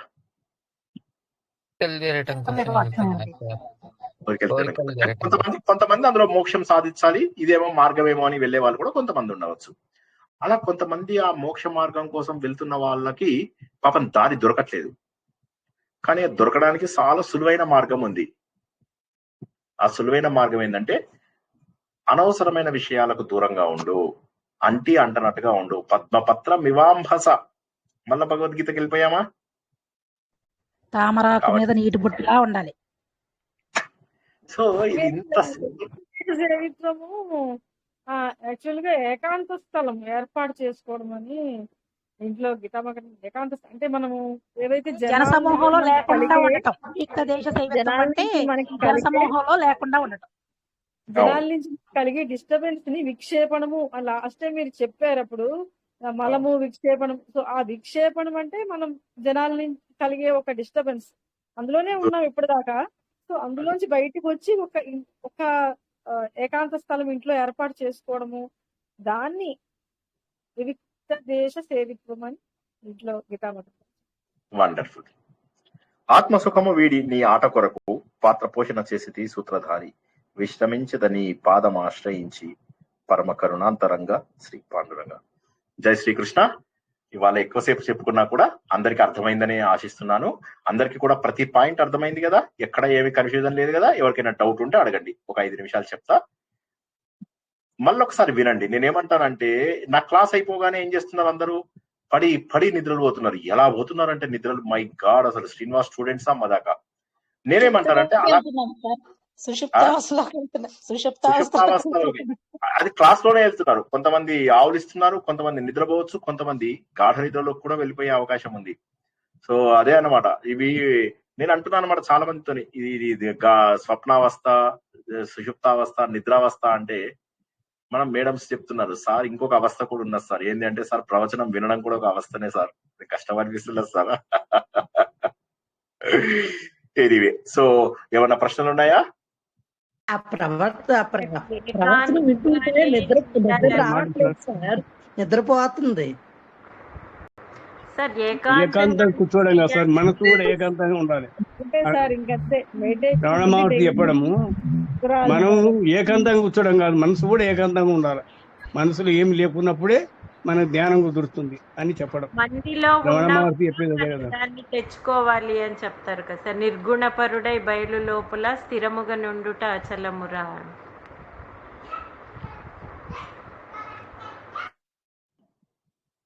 ఓకేనా? అందరికి అర్థమైనా? ఎవరికేం ప్రశ్నలు లేవు కదా? మళ్ళా వినండి, ప్రవచనం మళ్ళా వినండి. వాళ్ళు ఎంతో కష్టపడి కన్సాలిడేట్ చేసి అన్ని ఒక దగ్గర పెట్టి ఓకే గ్రైండర్ చేసి మిక్సీ చేసి తాగించాను. సార్ మాకు వినేది అంత లేదు సార్ అనకండి, వాళ్ళు ఒక్క రోజు వినండి సరేనా.